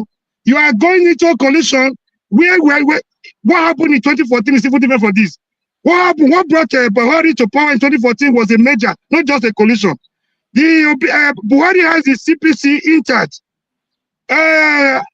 Agbado has his Southwest intact. His ACN intact. There was already an arrangement to leverage on the 12-something million of Buhari so that they could have them. The Emiloko statement you had a few years ago, did just start that day? It started some 20 years ago. Emiloko gave his platform to Ribadu. He gave it to Atiku. He was testing the political waters. He knew the time was not right. When the time was right for it, he came out to tell you it was his turn and nobody could challenge him, not even a city president. That is how political statisticians, that's how political strategists work, not jumping here and there. The same people that were accusing Shogore for not joining Obi in labor in 2023, they are busy now telling Shogore to come into this coalition. If Shogore had joined Obi in labor, a tenant in the boss quarter in 2023 by now, I don't know where you want Shogore to be by now. The area will learn. The area will put sentiment and emotions aside. The better for us as a people. I think we are not ready yet. Thank you. All right. Thank you, Omori. Let me give Revolution now 2 minutes to round up. I think Omori spoke for you, I believe. Well, go ahead. He spoke a lot for me, actually. Not because we are almost of the same opinion, but he spoke a lot, and I agree with him very much. And let me just say good evening to Oga Ike. You know, it's been a while too. So let me just tell you why, when you say, you ask that question, why is Shure not joining the coalition? You understand? It's a question, and I like that question. Why? Why is he on his own? Don't forget, to be a master physician, a professor in medicine, before you attack any sickness, you must do what? You take the blood sample, you do everything to know exactly if that person, if what is causing the sickness is something else. You understand me? You can't just have headache, you just go and throw Panadol like Africans, Nigerians do. That is what they are doing now. Headache day now. Tinubu is not good. Blah, blah, blah. Let's move in. Let's move in. That's how they removed Jonathan. You see where we enter. We went back 200 years because of this, what they are doing now. Exactly. I agree with Kolata, but he made a lot of senses there in his. This is the first day I respect that brother. He said it all for me. So Shure not joining what's his name? This coalition, and everybody, even his close guys are telling him join. We are not foolish people. If you're a street boy, if you have suffered, if you grew in the street, if you have fought fights, you know, you get some fights where you go carry put for your head. They go to ask you, say, oh, but waiting concern, you say, hey, I don't want cheating. This is what Shure is telling them. If you want to solve Nigerians' problem, solve it once and for all. Then we know say this problem is gone. Not joining thieves, non-armed robbers, non-failures, just to remove one deadly person, and then tomorrow we start crying again. This is what I will say. Thank you. All right, Revolution Now. Thank you so much. Before we go to Wike, who totally collapsed yesterday, mentally collapsed yesterday, I believe, on Channels TV. Let me hear Victory. Welcome to the show. Yeah, thank you, Rudolph. Good to see you Please again. let me say goodbye. I'm going to work, and I enjoyed myself. And Dr. Damage, welcome back, Noah.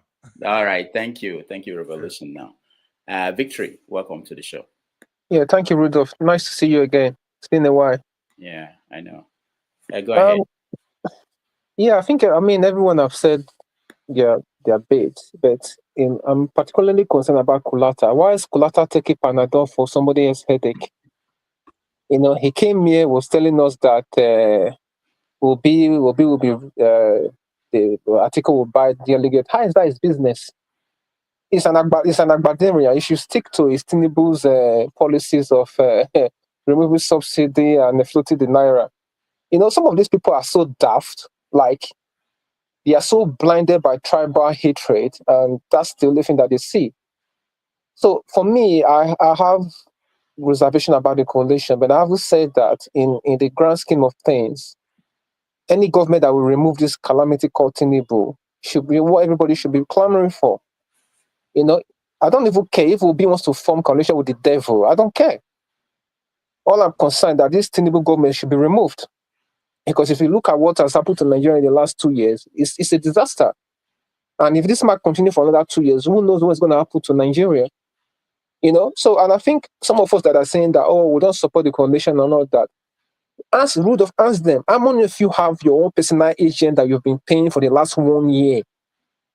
I'm talking about you that is still in diaspora, you have money. Fund somebody that is going door to door, telling the people that this is what happening in Nigeria. Just let them know, let them aware. So some of us, we talk, we make noise, but tell them to bring their money, put their mouth where their money is. They will never. And is it Nigerians that will come out and fight for that vote? Nigerians will not do that. A typical example is my mom here. I said something to her the other day that when it comes to your pastor, you will take your notepad, you'll be writing as if your life depends on it. I said, if I put Dr. Rudolph show on TV for you now, you have little interest about it. I said, but that's what affects your life. You know, if you don't know about politics, what is happening in your country, how would you know how to adjust? So is it the mindset of people that will come out and defend their vote or fight for themselves? So the only way for you to kind of brace up to the government in power, there have to be some sort of unity, some sort of gathering And these people, the gathering will be made up of all sort of people, criminals, all manner of people that have messed up Nigeria. But if you look at it, if you do it on a probability scale, you find out that, okay, if this, like I said, we don't know if Obi is going to get the ticket or they're going to zone it to the SAT. But I know that if Obi gets that ticket and those people rally behind him, those are the people that put Tinubu there. He knows that.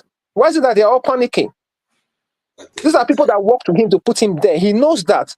So if they come together, I know that obviously there will be some negotiation, who's going to get certain position and all that.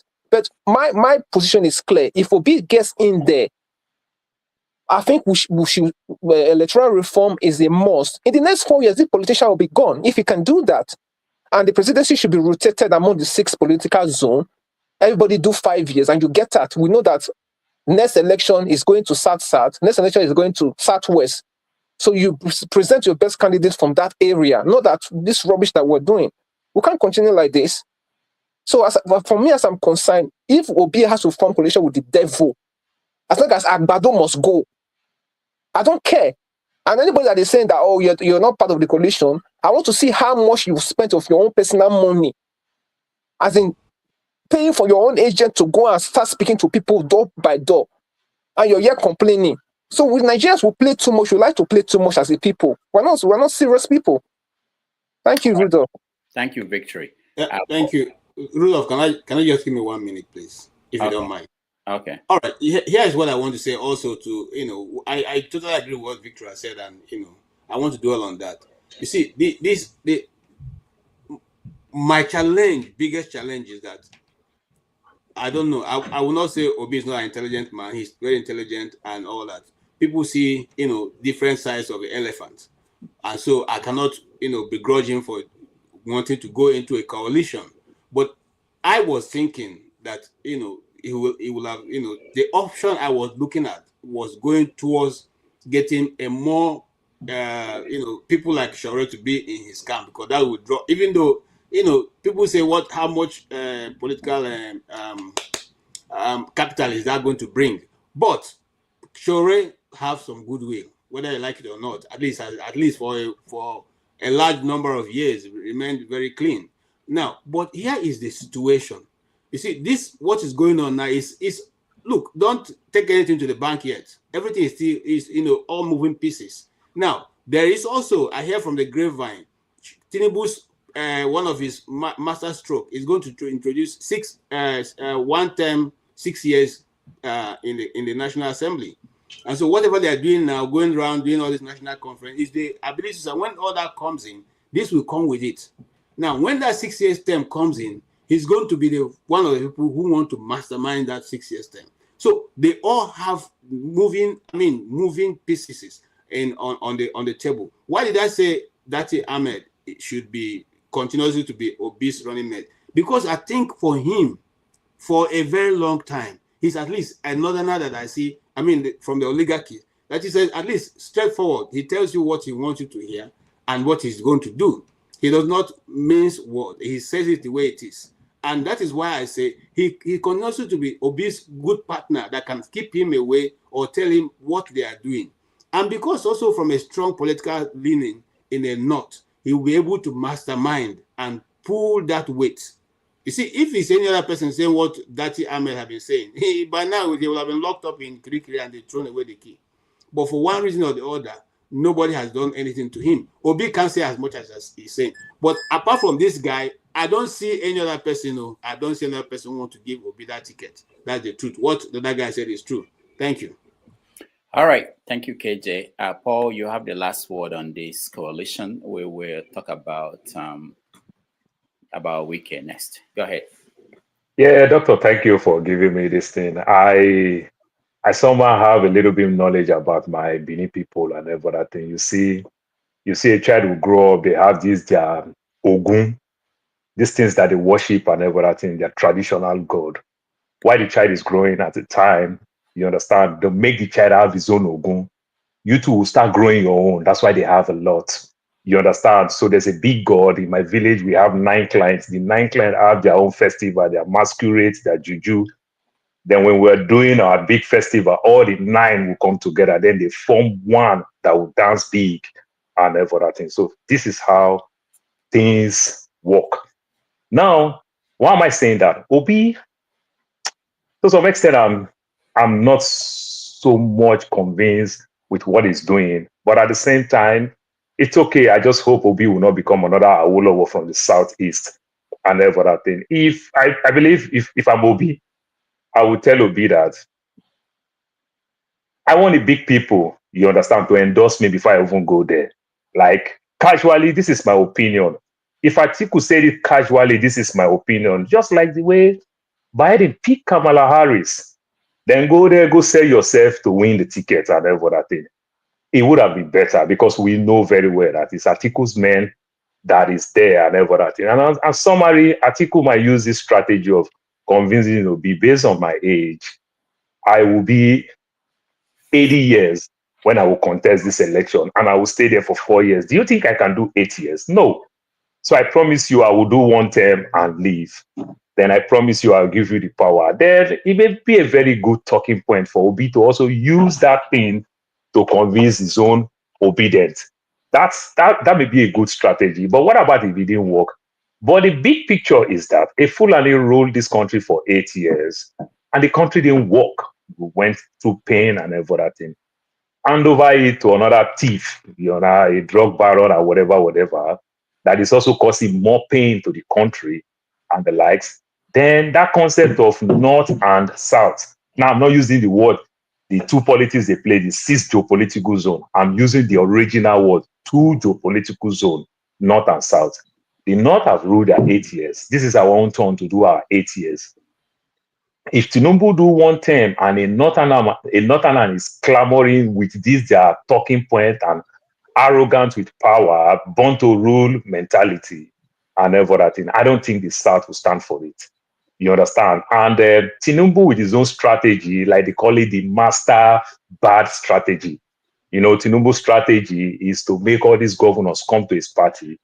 Now, if it makes sense, if we have 28 to 30 APC governor, if they rig the election, like for example, if they rig Delta State as a traditional PDP state, it may look that, oh, no, it won't show because you say, oh, they move everything from PDP to APC. So that's why they win. Even when the people will not want to vote for that Tinubu's party, you understand? But when they rig the election, it will look much, much okay.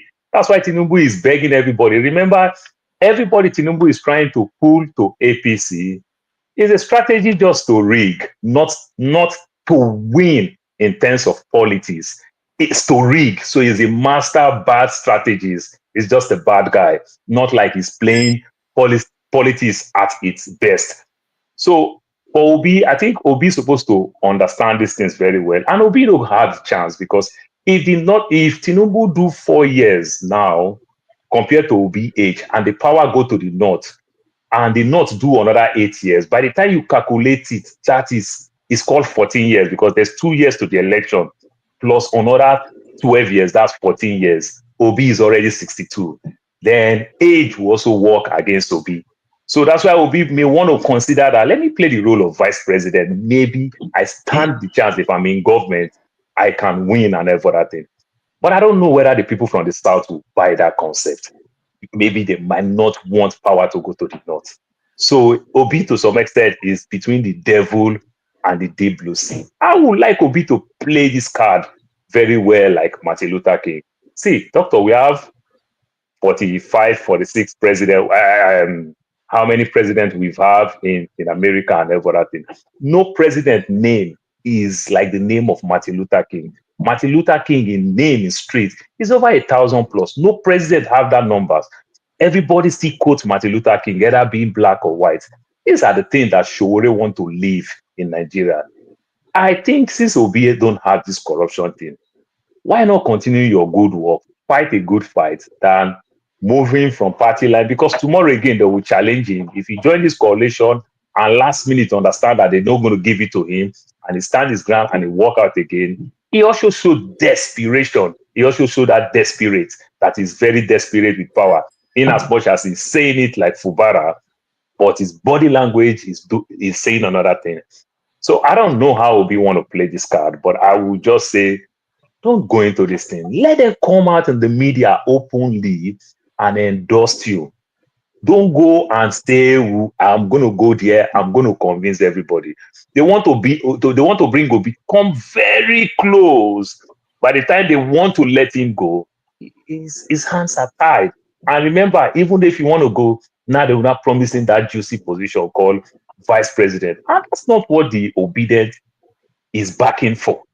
You understand? That's not what the obedient is backing for. So I don't think Obi's strategy works very well. Try to do it open than do it closed door. That's my take on that. All right. Thank you. We will take a break. When we come back, we will talk about Wike and other reactions to what has been going on in the political arena. Let me also remind those that just joined us that tomorrow on 90 Minutes Africa, we are going to have a double header. We are going to have Declan Galvin join us to talk about his travels across Africa, what is going on in Kenya, and the time he spent in Nigeria early last month. Also, we have Professor Ivan from University of Zimbabwe joining us at 12 New York time to talk about the role of Zimbabwe and South Africa in Africa's liberation struggles. That will be tomorrow starting at 12 noon here in New York City.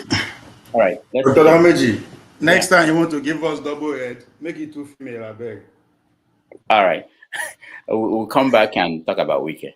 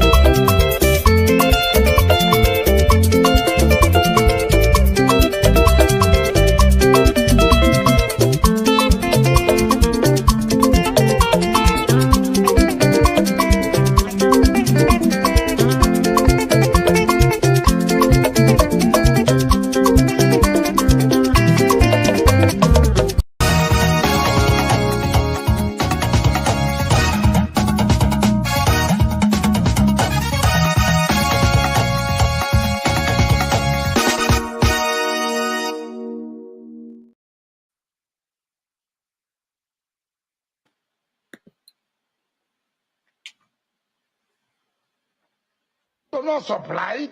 Yes, it's correct. But not supplied. Wasn't it supplied? It was not supplied, yes. That's a crime. Of Israel, it was not supplied. I will come to that. He gave him a Rolls Royce. He took the Rolls Royce. Whether you use the Rolls Royce, what's my business? So, I have a Rolls Royce. Who gave you? So what? Nobody gave me a Rolls Royce. You bought it? Of course. So what? With what money? Which money? So let me tell you. Femi, before Hamatan, there was cold. I didn't come from the same background with Rotimi Amaechi. I didn't were you rich before? Not to me rich. I didn't come. As a student, I was in a Mercedes Benz. As a student, I was in a Mercedes Benz. My father was a general manager of so many companies. So you came from a rich background? I will not say too rich for the Dangotes. But I think I had a small background. Yes. Yes. But Mr. Amaechi challenged you. No, he said you have houses everywhere. Where are these houses? The subject of your wealth. I'm coming to that. I'm coming to that, sir. So that Nigerians will hear. I've not denied here. His anger, he saw that I used Rolls Royce. So what? It was not given to me by a contractor who was doing job with me. No. A contractor gave him. A contractor gave him. That was bribe. You took from a contractor. I will not do that. Mr. Amaechi said he's not corrupt. No.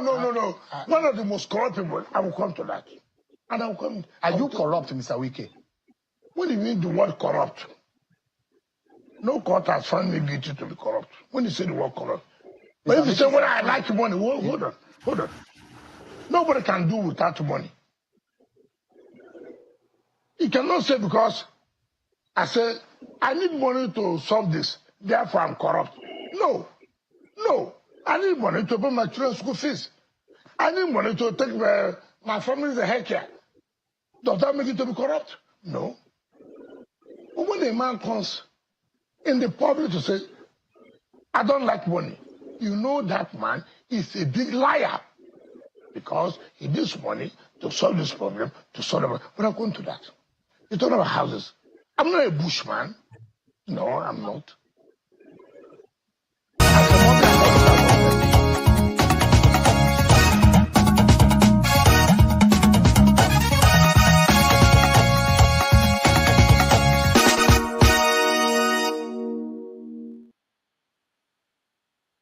All right, welcome back. Welcome back, everybody. That was Wike yesterday, complete meltdown in front of Nigerians. I want to know what you guys think about his performance. Let me start from the people we've not heard from in a while. Awembo, do you have anybody like Wike in Ghana? Oh, yes, we have one, but he has been tamed. I don't know whether you saw the one that was going about showing gold, the kind amount of gold he has in his this, because his party was in power that time. His name is Wontumi. If you browse Wontumi, you will see that is the AKA. His party was on so I can hear myself. I can hear myself at the background. Let me figure out who that is. Hogan, Chief Markets. Please, can you mute if you are not live? All right, go ahead. Okay. All right, thank you. So when his party, just like Wike is doing right now, when his party was in power, that was what that guy was doing. Very arrogant, insulting everybody. Even the current president was insulted. And my current president is such a man that do not witch hunt people. He will allow the law to play.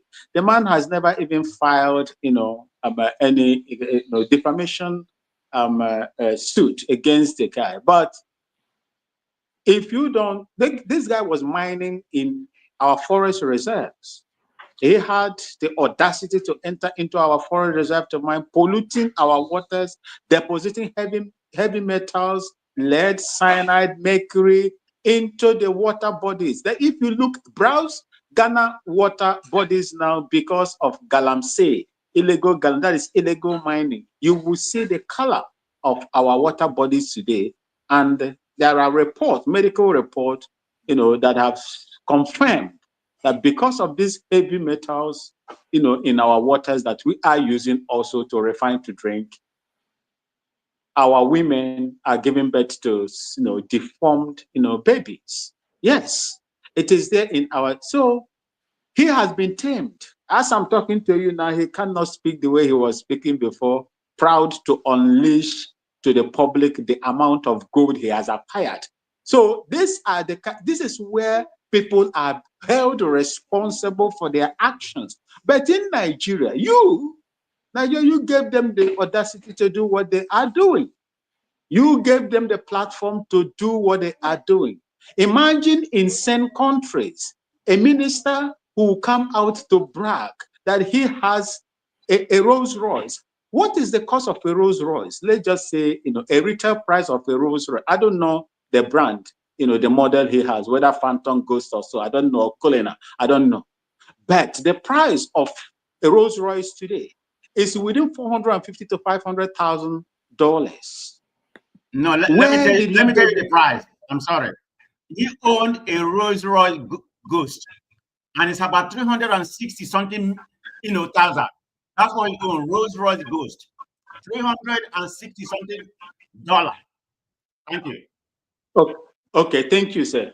Thank you, because I saw the time when I tried to find it. It was the time when the Saudi Arabian king, although they gave the players that, I think the one I saw, Ghost or Phantom, was around $400,000, but I don't know. But thank you with the confirmation. So that is how. Can you tell me that a minister in the United Kingdom will brag of the kind of money, that kind of car, acquiring that kind of car?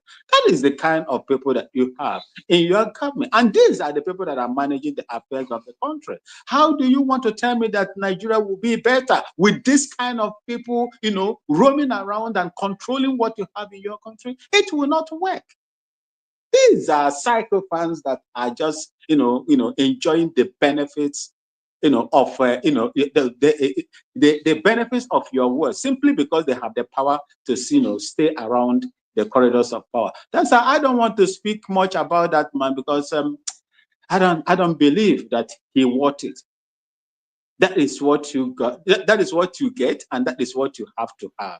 So that's where I'm going to put it. Thank you. Thank you so much, Tony. Wike. Was it triggered by something?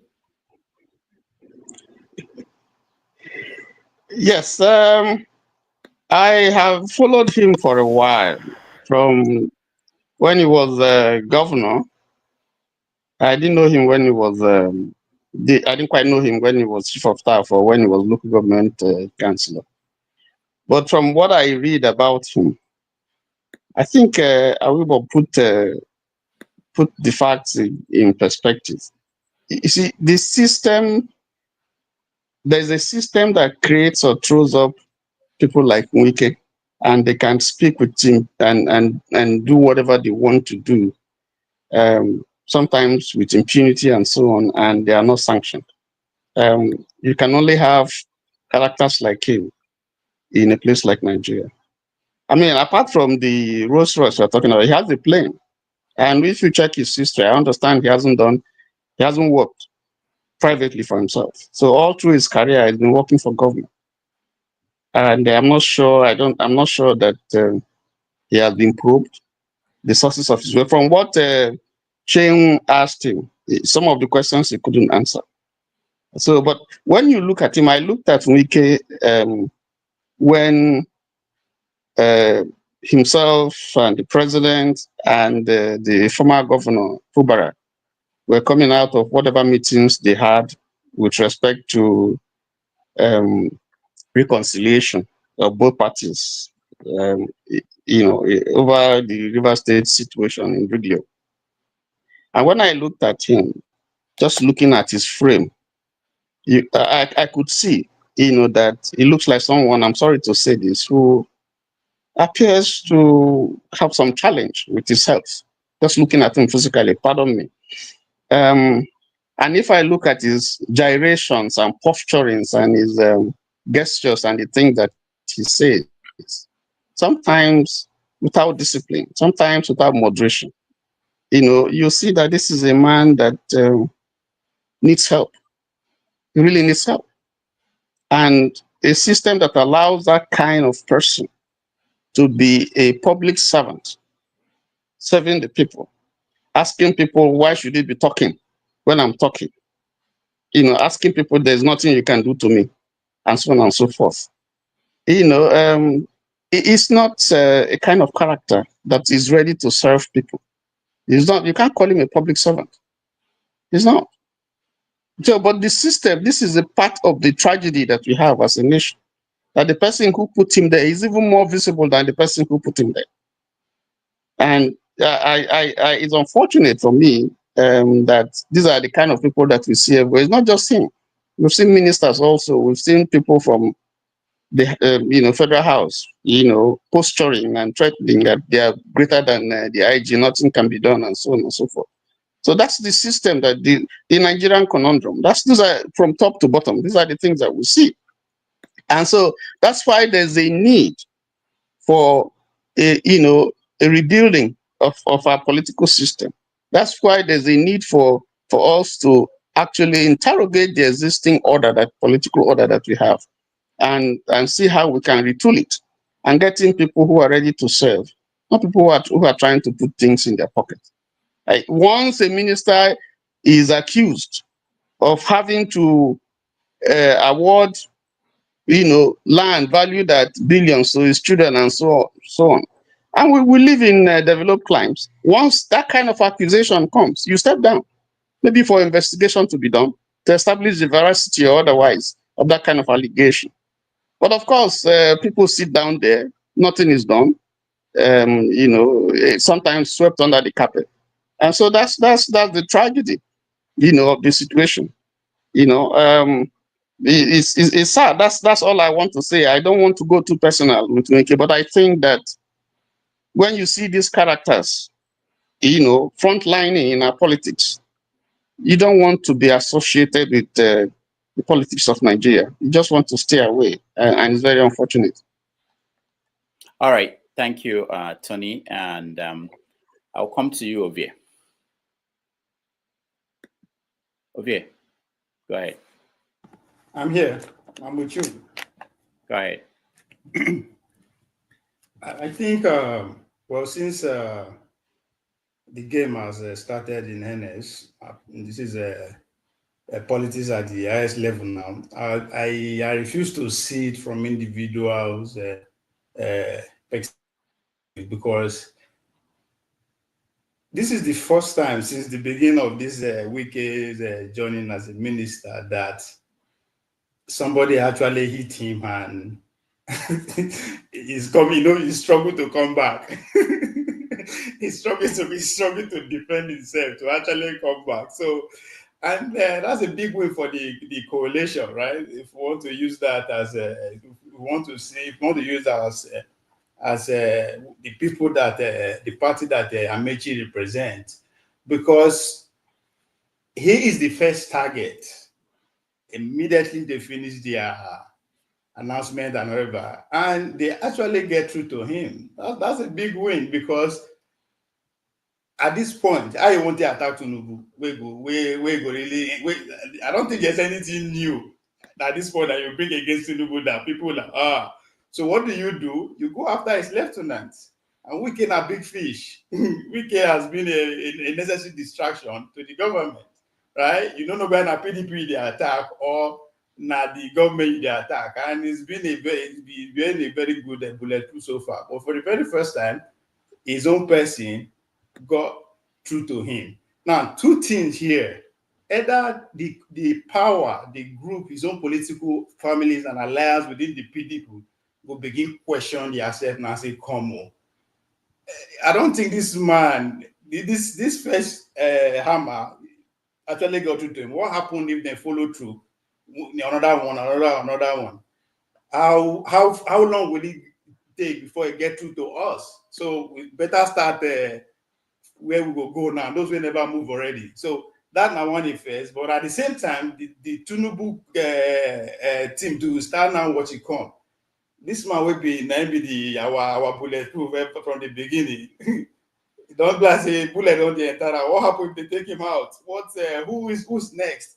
So the competition has started in earnest. It's beyond individual. So kudos to Amaechi and but by extension to the coalition. This is their first attack, and they get through. I think I'll give them the win at this point. So we'll see how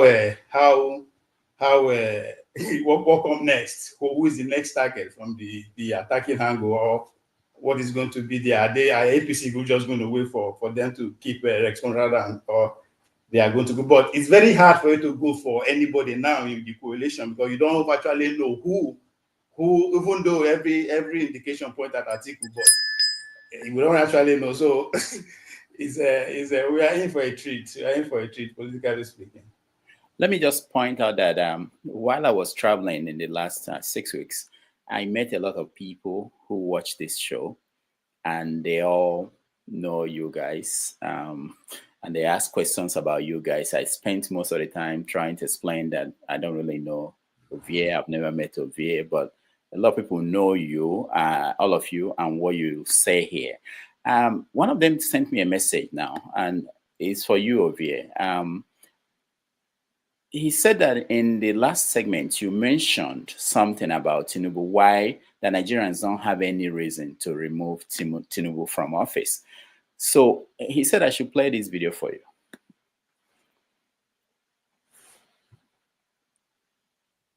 All means necessary.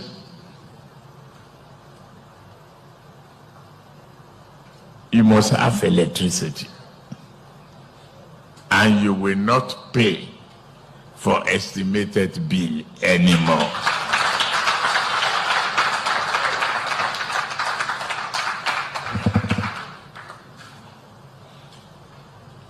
A promise made will be a promise kept. If I can't keep the promise and I come back for second term, don't vote for me.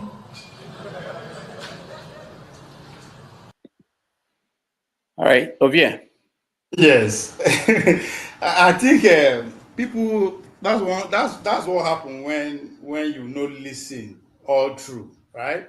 I said it. Yes, the Nigerians, they know, as in the general masses, are not in a position to either make a president or remove a president.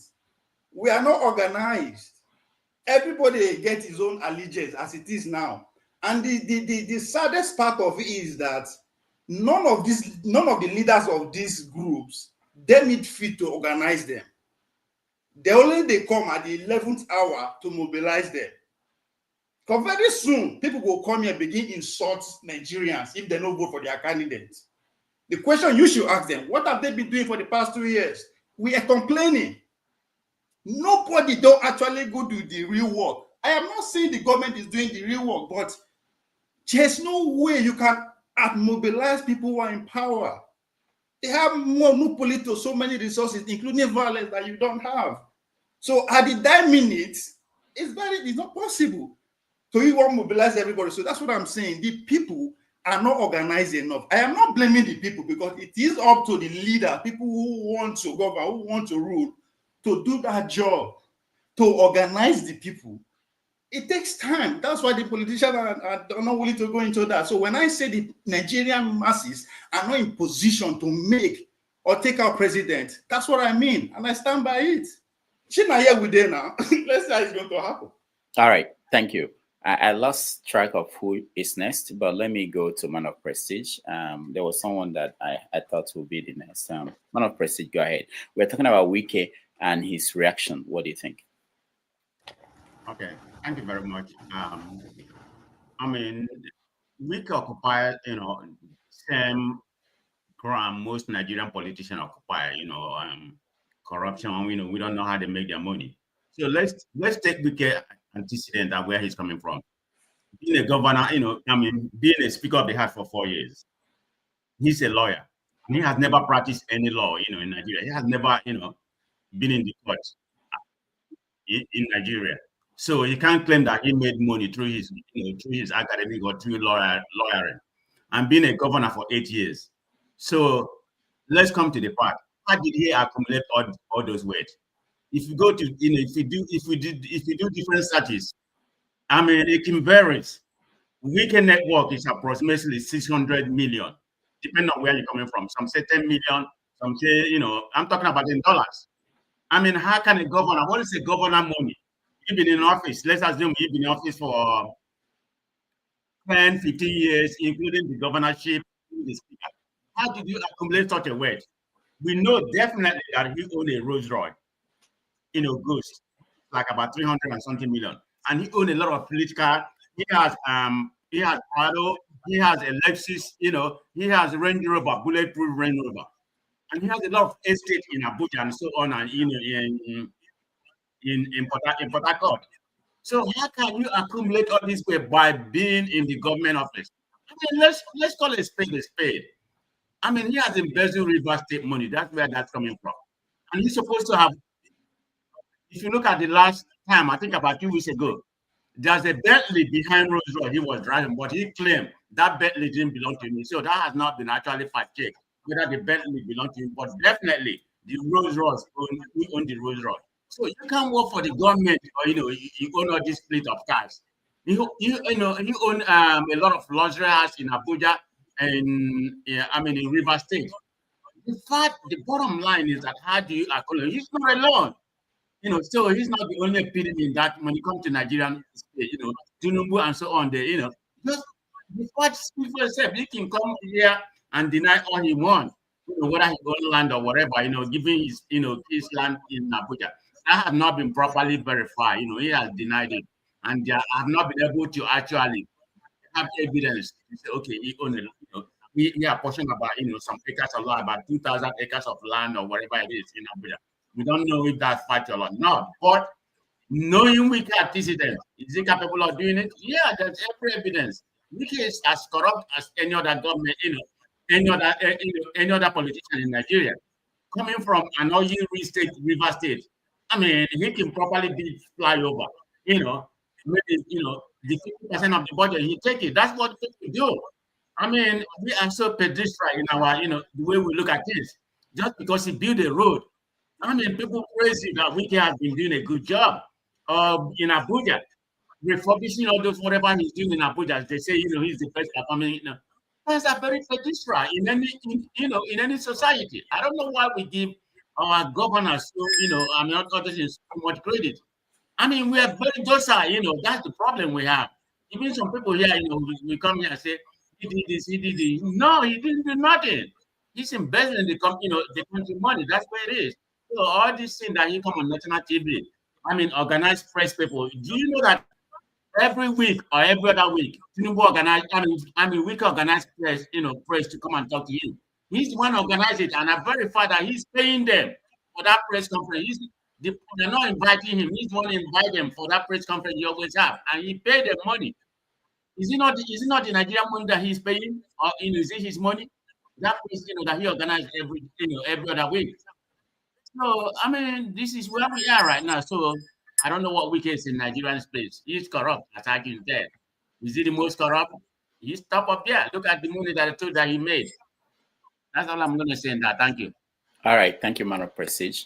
Next time, we played one part of the video. There was another place where he was defending. He was talking about the land that newspapers are accusing him of acquiring in Abuja. And he said something like this, that his children are Nigerians and they deserve the right to own land, just like anybody else. He did not see anything that is of concern, things like conflict of interest. So to him, it's okay. And these are lawyers. It's okay for him as minister in charge of Abuja to allocate land to either businesses that his children have interest in. So these are the standard that we have. People who run the affairs of the country. Go ahead. Thank you, Dr. Damages. I actually listened to that interview. For me, it was very interesting. You know what I can deduce from that interview? I listened to a short clip from Sam Adeyemi, and he was telling the story of how people writing post-UME exam, they're writing it in darkness, and we're using candles and torchlights to write the exam. And he was saying, imagine that is a child writing the exam like that. 20 years, 30 years from now, that child will be in position of leadership. What kind of leadership do you want that child to be? What is the perspective of life that child will have? The child will be thinking, I should build schools where people can go to. Many of them will come out and be thinking, if I was writing with torchlight, whatever you guys have might be okay.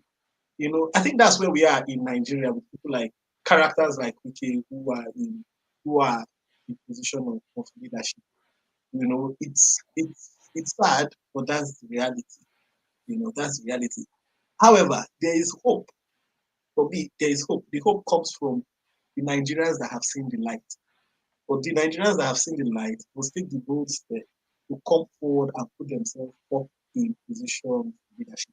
Regarding the land issue, I mean, it's well known. Look, I lived in Port Harcourt. I followed Wike. I knew him from when he was local government chairman, chief of staff, minister. Look, give it to him. Wike is a dogmatic politician. And he said it yesterday. When he brought Amaechi back, yes, he did bring Amaechi back. He played a critical role in Amaechi becoming governor. He chose to be chief of staff. Why? He said he wanted to control the political structure of the state. He said it there, you know, because as chief of staff, everybody must pass through him to get to the governor. So he wanted, and that is what he has always wanted. Regarding the land issue, it's not only the one in Abuja. I'm sure it's not a lie, because I saw what Wike did in Ada George Road in Port Harcourt, where he purchased that. He literally, people that had the property, he literally took it away from them. If you didn't want to sell, the government will oppress you till you sell that land. And Julius Berger built a massive edifice for him right there. You know, so regarding that, but it's just what is where we are in our historicity in Nigeria, where criminality is brazen with people, characters like Wike that are supposed to be lawyers, but they can break the law. And then when they want the law to work in their favor, they make it work in their favor. You know, that's where we are. But I think the critical question is people like Dr. Damages, Ovie, Tony, Paul.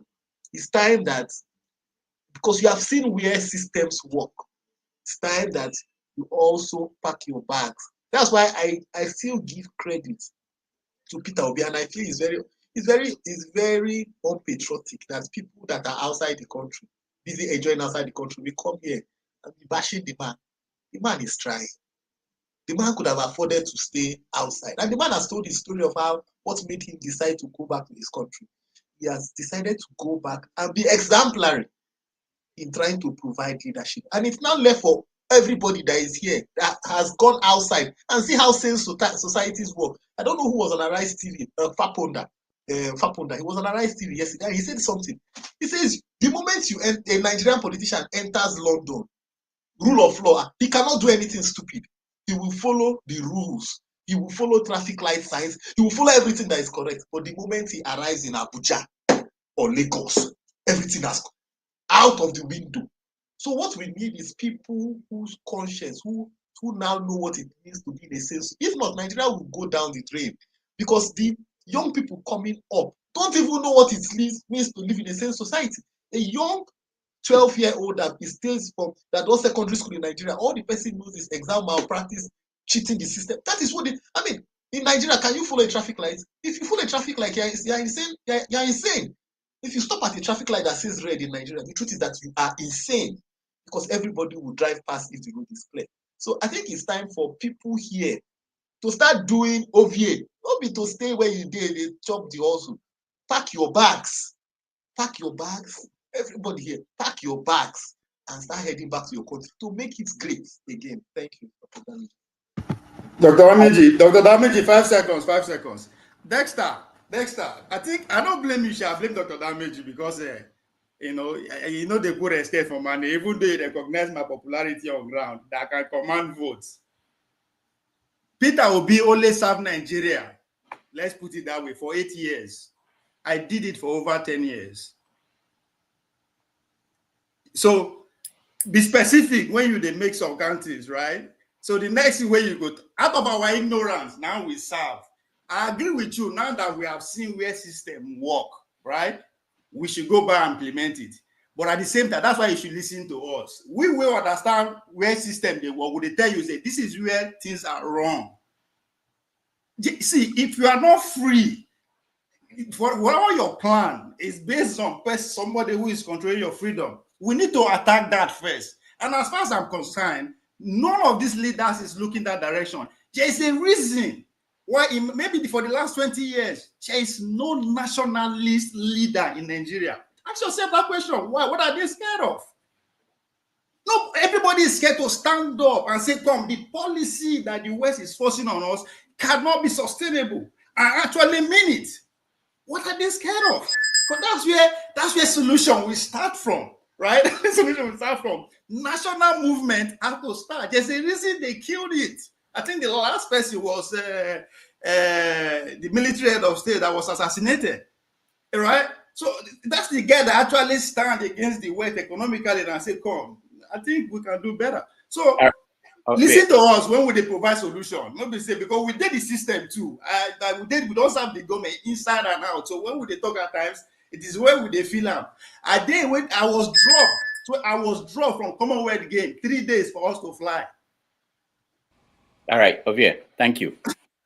Dexter, thank you so much. Let me play this video. For poverty. Really, it is the poverty that we have taste for more than the prosperity. I attended an interview on Channels Television some days back. Just before we started the discussion, they played this video of some young people in this country that wrote exams recently. They had to write the exams into the night. And in that video, you saw those young people holding candles and torchlights to write the exam. I said on TV that if it was elsewhere, that was enough to ground this country. If we understood the implications, because what goes into a mind comes out in a life. I said, you want to see what our country will look like in 20, 30 years' time? That's it. Because that is what is going inside these kids. If that is what is normal for them, that's what's going to be normal. So you wonder why somebody becomes a senator or becomes a governor and does not have empathy for poor people. That's why. If that was normal for me, why should it not be normal for you? Now that I have breakthrough, that's my breakthrough. God will do your own.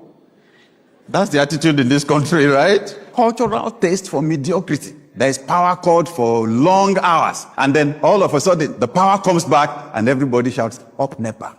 And then, they supply the power for like 10 hours. And it's like, wow, they're really trying to supply darkness. I could go on and on. There are different areas like that where I see the cultural taste that poverty, underdevelopment has produced in us. I noticed something though. The person God would use to deliver Israel from Egypt and to take them to the promised land. You know what God did? He did not allow him to grow in the slave camp. He organized for him to grow up in Pharaoh's palace. The person that will lead us out of the mediocrity cannot be the one that is saying up NEPA because they brought power. It is the person that cannot take it, that thinks it's not normal. So God put him in a different environment so he could have a different cultural taste. All right. Dr. Jamin, yes. Let me just say something. Do you know that why that video, when I saw it, it resonated with me very well. You know why? So I worked in a place in Nigeria. Fortunately, I had a direct relationship with the MD, the CEO of the company. So while they paid other people in Naira, this man, whenever I do tenders for him. Whenever I do tenders for IOCs. Once I submit a tender, he pays me in dollars. So I was not living on the economy of salary. But guess what? This man owed his staff for 1 whole year. 1 whole year. And I asked the staff, why are you coming to work? They are not paying you salary. And you are coming, they are not paying you salary. And they mandate you to come to work. Why? And they kept on telling me, Oga, at all, I ain't bad pass, so at least I know say they owe me. I couldn't understand. I told them, it is not normal. I said, look, guys, it is not normal. The moment the time for your salary to be paid reaches, you shouldn't be here. Nobody, none of them understood that. I couldn't get it through to them. In fact, I had people waiting at the outside telling me, even people that didn't have job, give us job. I said, don't you know they are owing them salary? They said, no, let us enter inside first. Let them be owing us. That is why. Dexter, are you saying that you don't understand why they think that way? No. See, look, I can't look, Dr. Damides. Somehow I disabused my mind from that situation, so I couldn't understand why they would be. Look, if they decided not to show up to work, the management had no reason to indict them. That was what I got upset with. Okay, they are not paying you. They have not paid you for 2 months. Why are you coming to work? Stop coming. Oh no, they will sack me. What the heck? Are you not sacked already? What is the problem? Yeah, but they live on hope. They live on hope, and there is hope. Doctor, let me just ask Dexter one small thing. Dexter, I speak the way I speak. My wife speak the way they speak, but my kids still have American accents. You understand? Dexter, you're wired like an American, but you grew up in Nigeria. You have Nigerian accents. Environment mold you. You take it or you leave it. It molds you. All right, doctor, please, can I say, please, can you indulge me? Can I say just something for a few minutes? I want to go to our women. Yes, I think Dexter is spot on. I don't agree with Paul, because I've had a situation where, as a government contractor, I was awarded a big job, and the government was going to be changed. The new government was going to come in, and I was asked, kind of compelled to not to do the job by, and then they would destroy the file and we share the money. And they could do that. But I stood my ground. I said, no, I prefer to do this job. But what I said was that I can give you part of my profit, but I like to do the job. And they accepted it. And I did the job, and I did it very well. I think the challenge that we have, the environment doesn't change you if you are really the person that you are. And I think the thing that we need in Nigeria today from leadership is people who can stand and brace the odds, because I was ready to lose the job if I had to. So I think we need, if we want to rebuild Nigeria, Mr. Tony, Economics 101 tells us that anything that is below 15% is as good as it does not exist. You might be like that, and I'm not saying you are lying, but you become the abnormal in midst of normal people, because that is their normal. Yeah. So you are the abnormal. That's all I'm saying. I'm not saying you're lying. But when we have a good structure, you understand, we're supposed to have 85% more normal people than abnormal people. You that is doing the right thing in that environment, you are the abnormal. That's what I'm saying. That's why leadership is critical. That's the point I'm trying to say. Our leadership is abnormal. That's why a boss will do that kind of thing and send his own kids to abroad to school. All right. It's abnormal. Your governor built world-class hospital, but will not use the hospital. And he still call it world-class, not state class, or world-class. But have an accident, will fly to Germany. Give testimony, my wife is dying. Take her to Germany. You understand? And he built a world-class hospital. Is that normal? That's abnormal. But that is his own normal. Paul, thank you. We are running out of time. Let me make Paul is world class because everything in the hospital is imported, including the food when they. All right. Awimban, you wanted to say something? Can you people allow me I wanted to say something before you change topic? I wanted to say something, to Ovie. When my mic was giving me, hard time to connect, Ovie told me that I live in a third world country. Ovie, we are poor. Yes, quite all right, we are poor. Ghana, we are poor. Okay, but as you can see, I am not living in a poor environment. I live outside the city. And I live in the farm. And when you look around here, since the time I've been talking to you, I have liked for the past 6 months, 1 year, 2 years now, apart from when they were doing a general maintenance in our power system where we were rationed. My light hasn't gone off. My deep freezer, my refrigerator have been turned off because they are, over freezing. Okay, so we are not. I was just touched with what my elder brother said here right now. How can you do that to your own words that are in the classroom writing? Don't you have conscience? But in Abuja, they have constant electricity. If they don't have constant electricity that's supplied to them, they have access to, to deploy solar boards in their houses. And their children attend schools in posh areas or outside Nigeria from your own money. And my uncle, why will you take part of your own profit to satisfy a corrupt politician? It's better that you don't do that job, because he is going to replicate something to another. That is what it is. You have encouraged it, and it is going to go on and go on. Yes, sacrifice it. Sacrifice it so that people, they will know that, yes, this man cannot be corrupted. You use your hard work, your sweat. Did they pay your school fees? They gave you contract to do the job. Why will you now share your own profit to the evil politicians that are milking the country on a daily basis? That is my problem. And those children that were made to write their exams, their papers, using torchlight and cut. Thank you.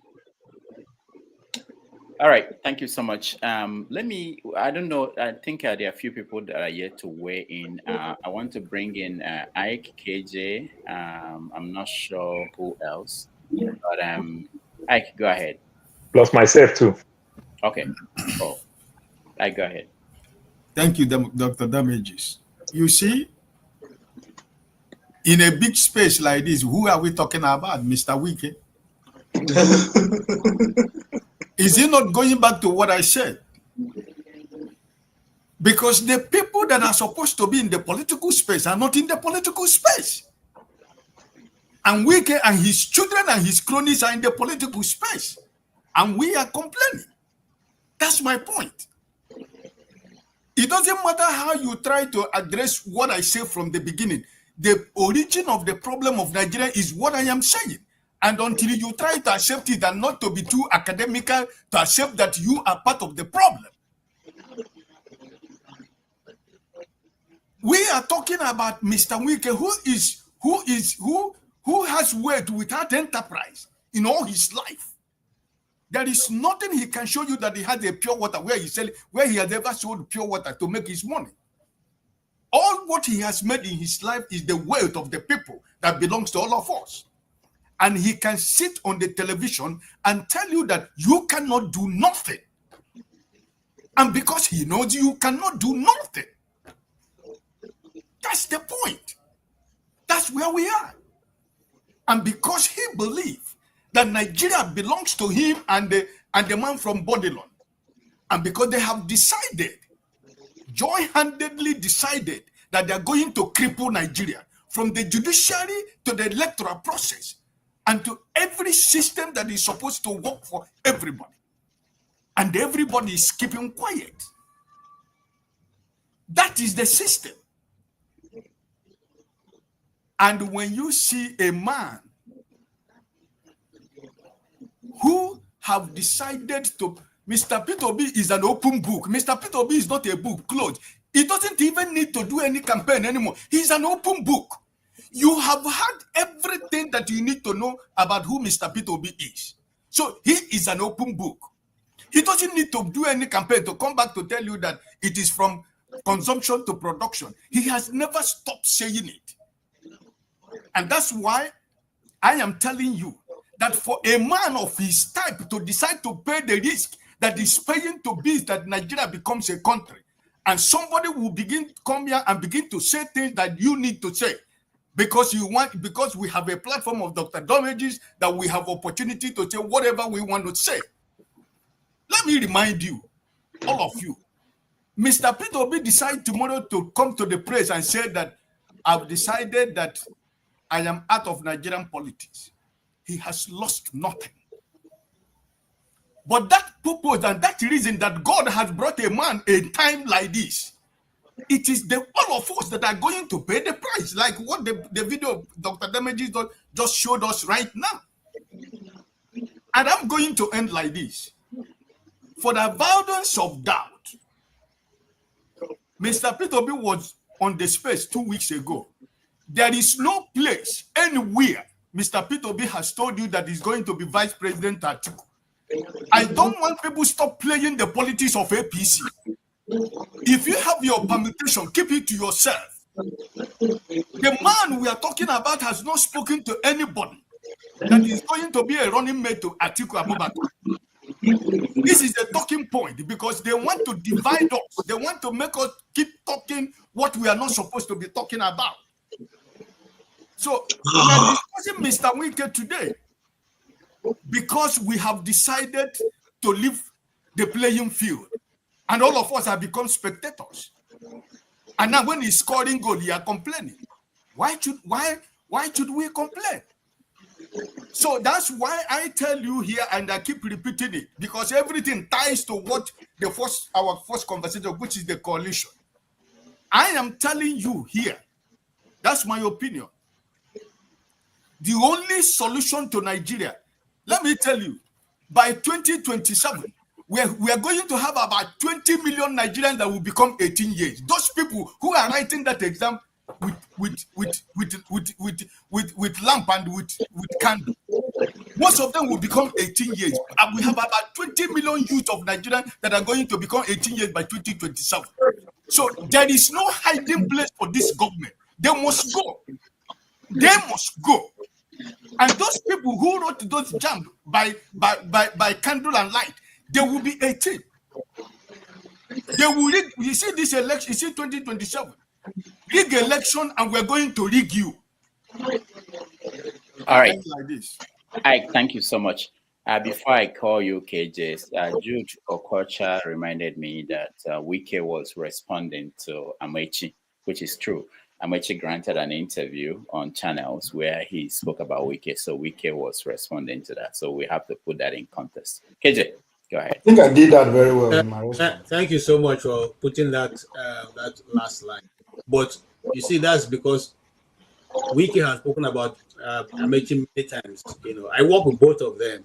I work, Amaechi and Wike himself. You know, created a program called the Giants Tribe of River State. Okay, it's a program we ran for a while. So most of the projects that Amaechi did, I can confidently say that I was there.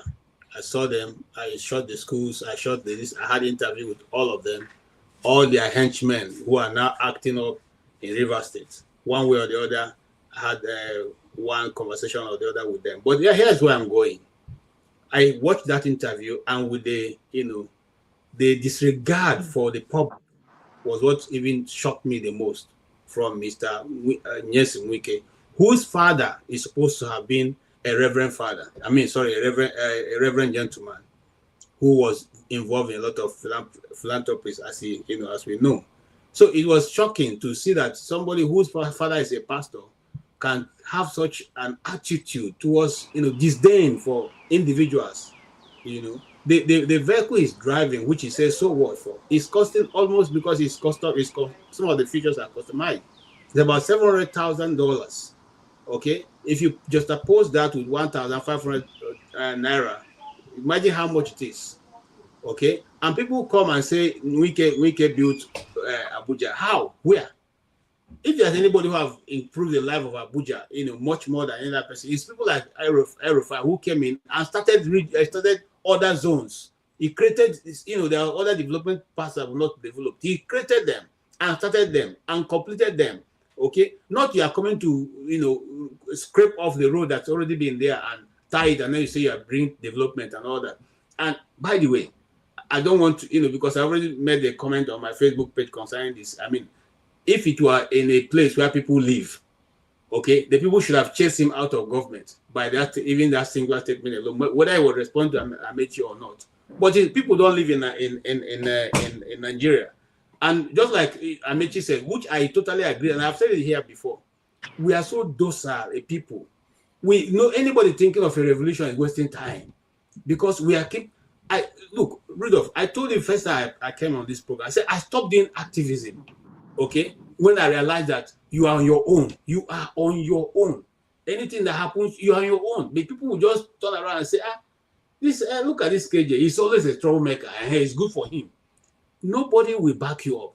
Nobody. You are on the traffic, and you're trying to stop people from taking the wrong road. You are there saying, look, go back. Somebody come and you say, look at this stupid man. Now you get the road, give him a chance now. You get time. These are the things I've heard over time. One time you begin to think that you are the one who is wrong. You are the one who is wrong. I'm not saying Amaechi is a saint. I'm not saying any of them, but I'm saying that the flagrant disregard for decorum, that's the right word, for an individual who trained to be a lawyer. It's appalling to even. I get goosebumps when he's speaking because they're talking as if nobody can do you anything. You own this life. Look, let's go back, and I don't want to go into other areas so that I can use maximize my time. You don't know that giving your children land in Abuja is a crime against the Nigerian Constitution. You don't know that? Okay, if every minister who have come hands land over to their children and then where does that leave the rest of the Nigerian people? And you say that with confidence, beating your hand on your chest. So what? Are your children all this? Just imagine the come on. Look, if I were the Nigerian people, if I were in the government of Tinubu, I would have advised Tinubu that no matter what it is, this man should leave the government because it's not helping you. Okay, it may look as if he's the one, yes, he's your attack dog, attacking everybody and saying everything. But at the end, listen, when the attack dog has got nothing to attack, he will turn back and attack you. Just be watching. At the end, we will justify whatever we have said here. Thank you.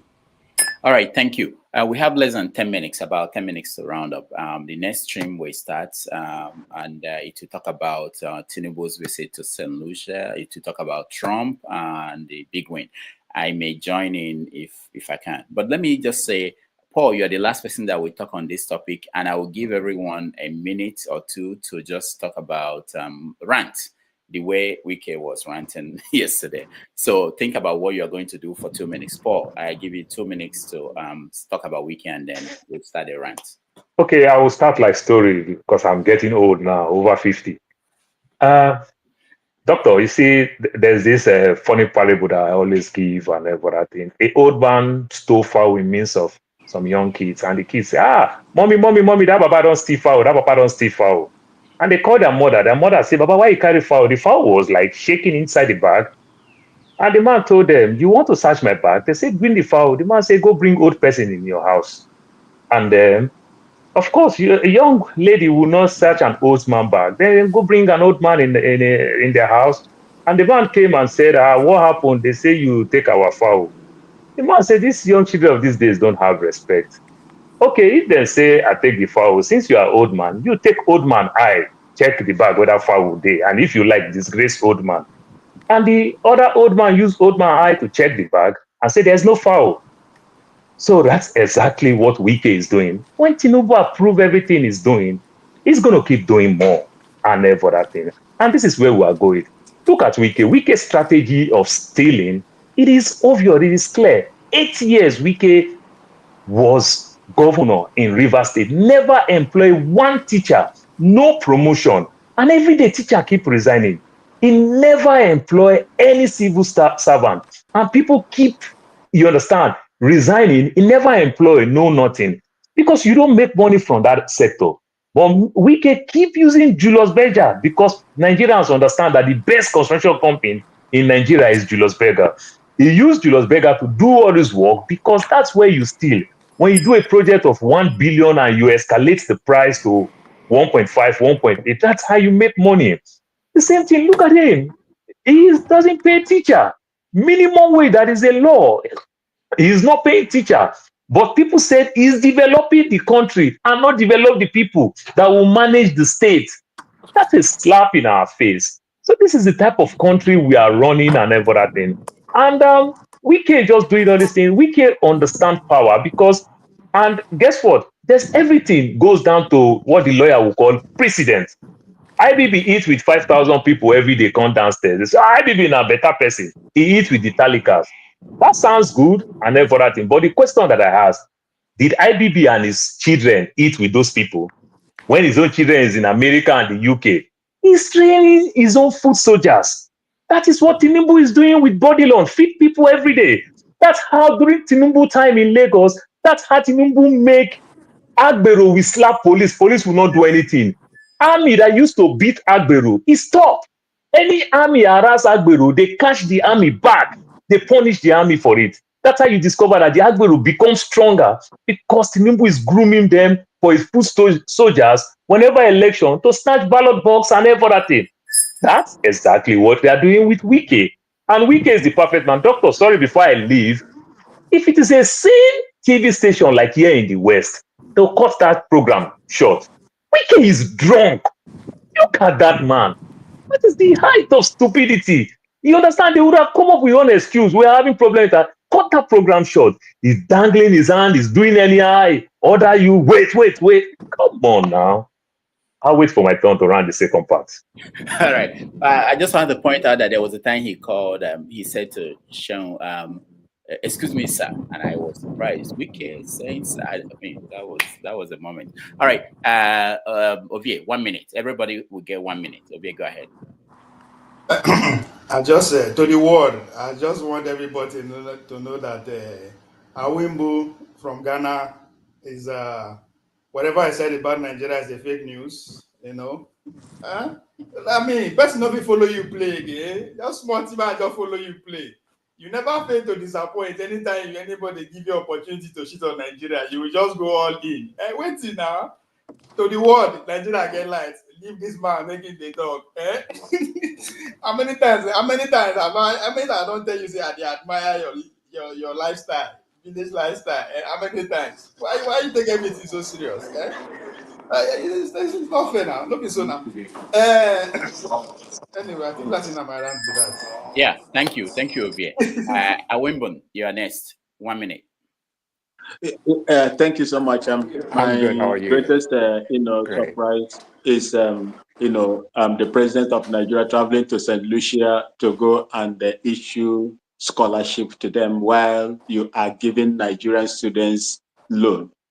I don't know how good that one will sound in the eyes or in the ears of the Nigerian people that are paying taxes, that this man is wasting right across the world. If you look at St. Lucia, a St. Lucian average worker receives $6.50-something per hour.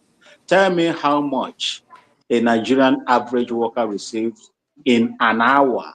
Let's not talk of in a day. That is the place you are promising to give them. And these people don't have anything.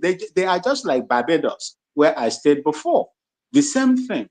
Look at their exchange rate and you see they don't have nothing, only but tourism. That is what they use. So going there to go and give them scholarship is something that nobody should even wish for. Thank you so much and have a great day. All right. Thank you so much. Chris Anyanwu, I know you just joined us. We are ranting. You have 1 minute. You can join the next stream for more time to have a conversation with everybody. Go ahead. 1 minute. Did you say Chris or Chike? Oh, Chike, sorry. Chike. Yeah, Chike. Yeah. I misread that. Okay. Go ahead, Chike. Yeah, you did. Yes, sir. Man, I think I have a lot to say. So I might as well wait for the next, because You mean next stream? You want to wait for the next stream? Yeah. Okay. That's yeah, good. I mean 1 minute. 1 minute is not going to do me any good. Yeah, we are rounding up. We have mandates to end at 3, exactly 3 hours. So I have to end at 3. Okay. Okay. Thank you. Good. Thank you so much. And next time, if you come in early, we'd like to hear your view and everything. All right, let's go to next. KJ, I think you're next. 1 minute. Okay. Thank you. I enjoyed the program. Unfortunately, we're not able to do a lot of damage to it. I just want to say this. We are repeating the same process again. I've seen this process over and over in this short life I've lived so far in Nigeria. And it's not going to change. So if I were in Obi's team and I have few friends who are there, my advice to them is this. While you are following this process, keep your options to your chest. Do not release your cards.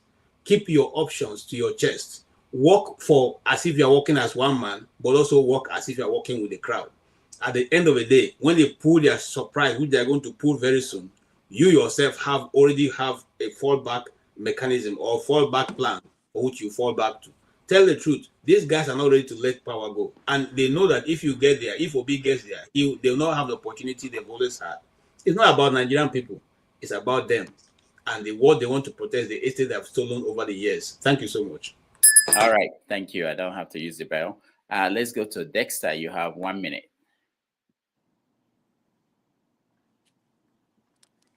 Yeah, thank you, Dr. Damages. What I want to say, Yendeba, Yendeba, Yendeba, Yendeba, Yendeba, Yendeba, Yendeba, Yendeba. As you dey pain them, you dey sweet us. As you dey sweet us, you go dey pain them. You won this round. You won this round. Those days are gone. It looks like those days are gone. No.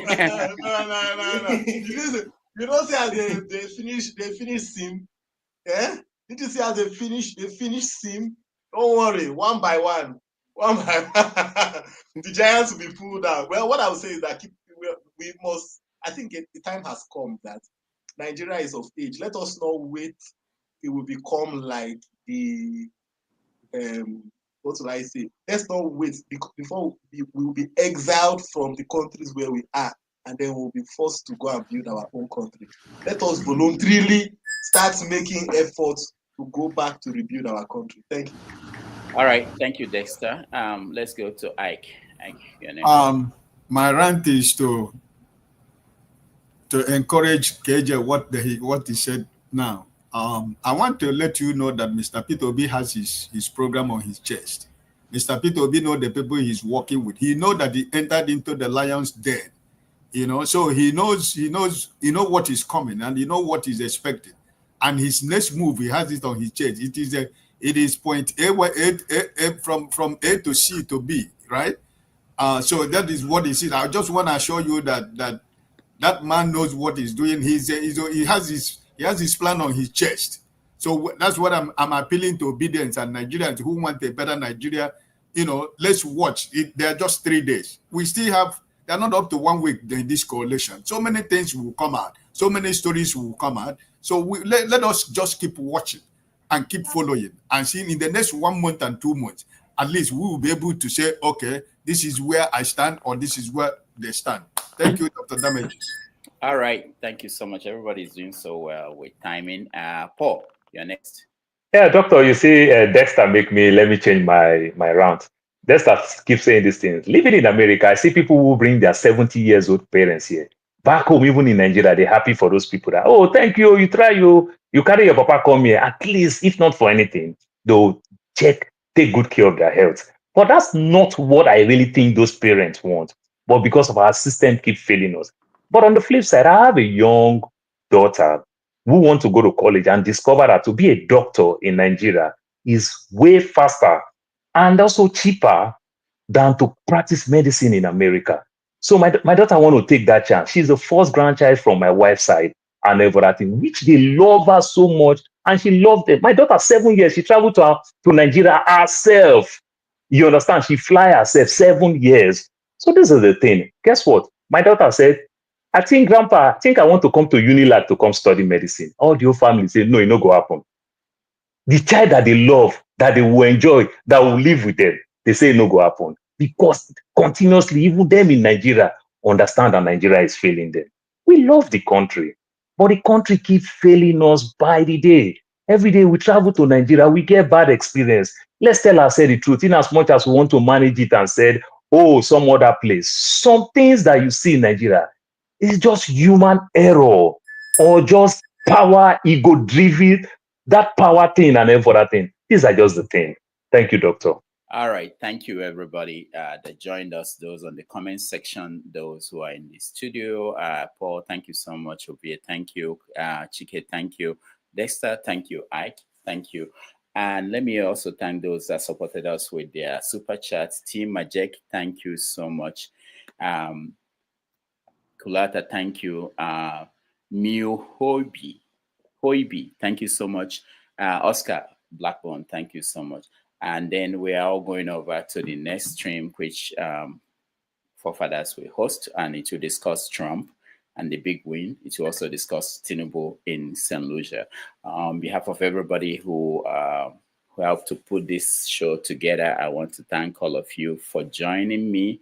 I will see you tomorrow on 90 Minutes Africa. We are going to start early, starting at 12 to talk to Professor Ivan from University of Zimbabwe. And then we go to Declan, who will join us from Nairobi, Kenya. Again, thank you all, and I will see you tomorrow.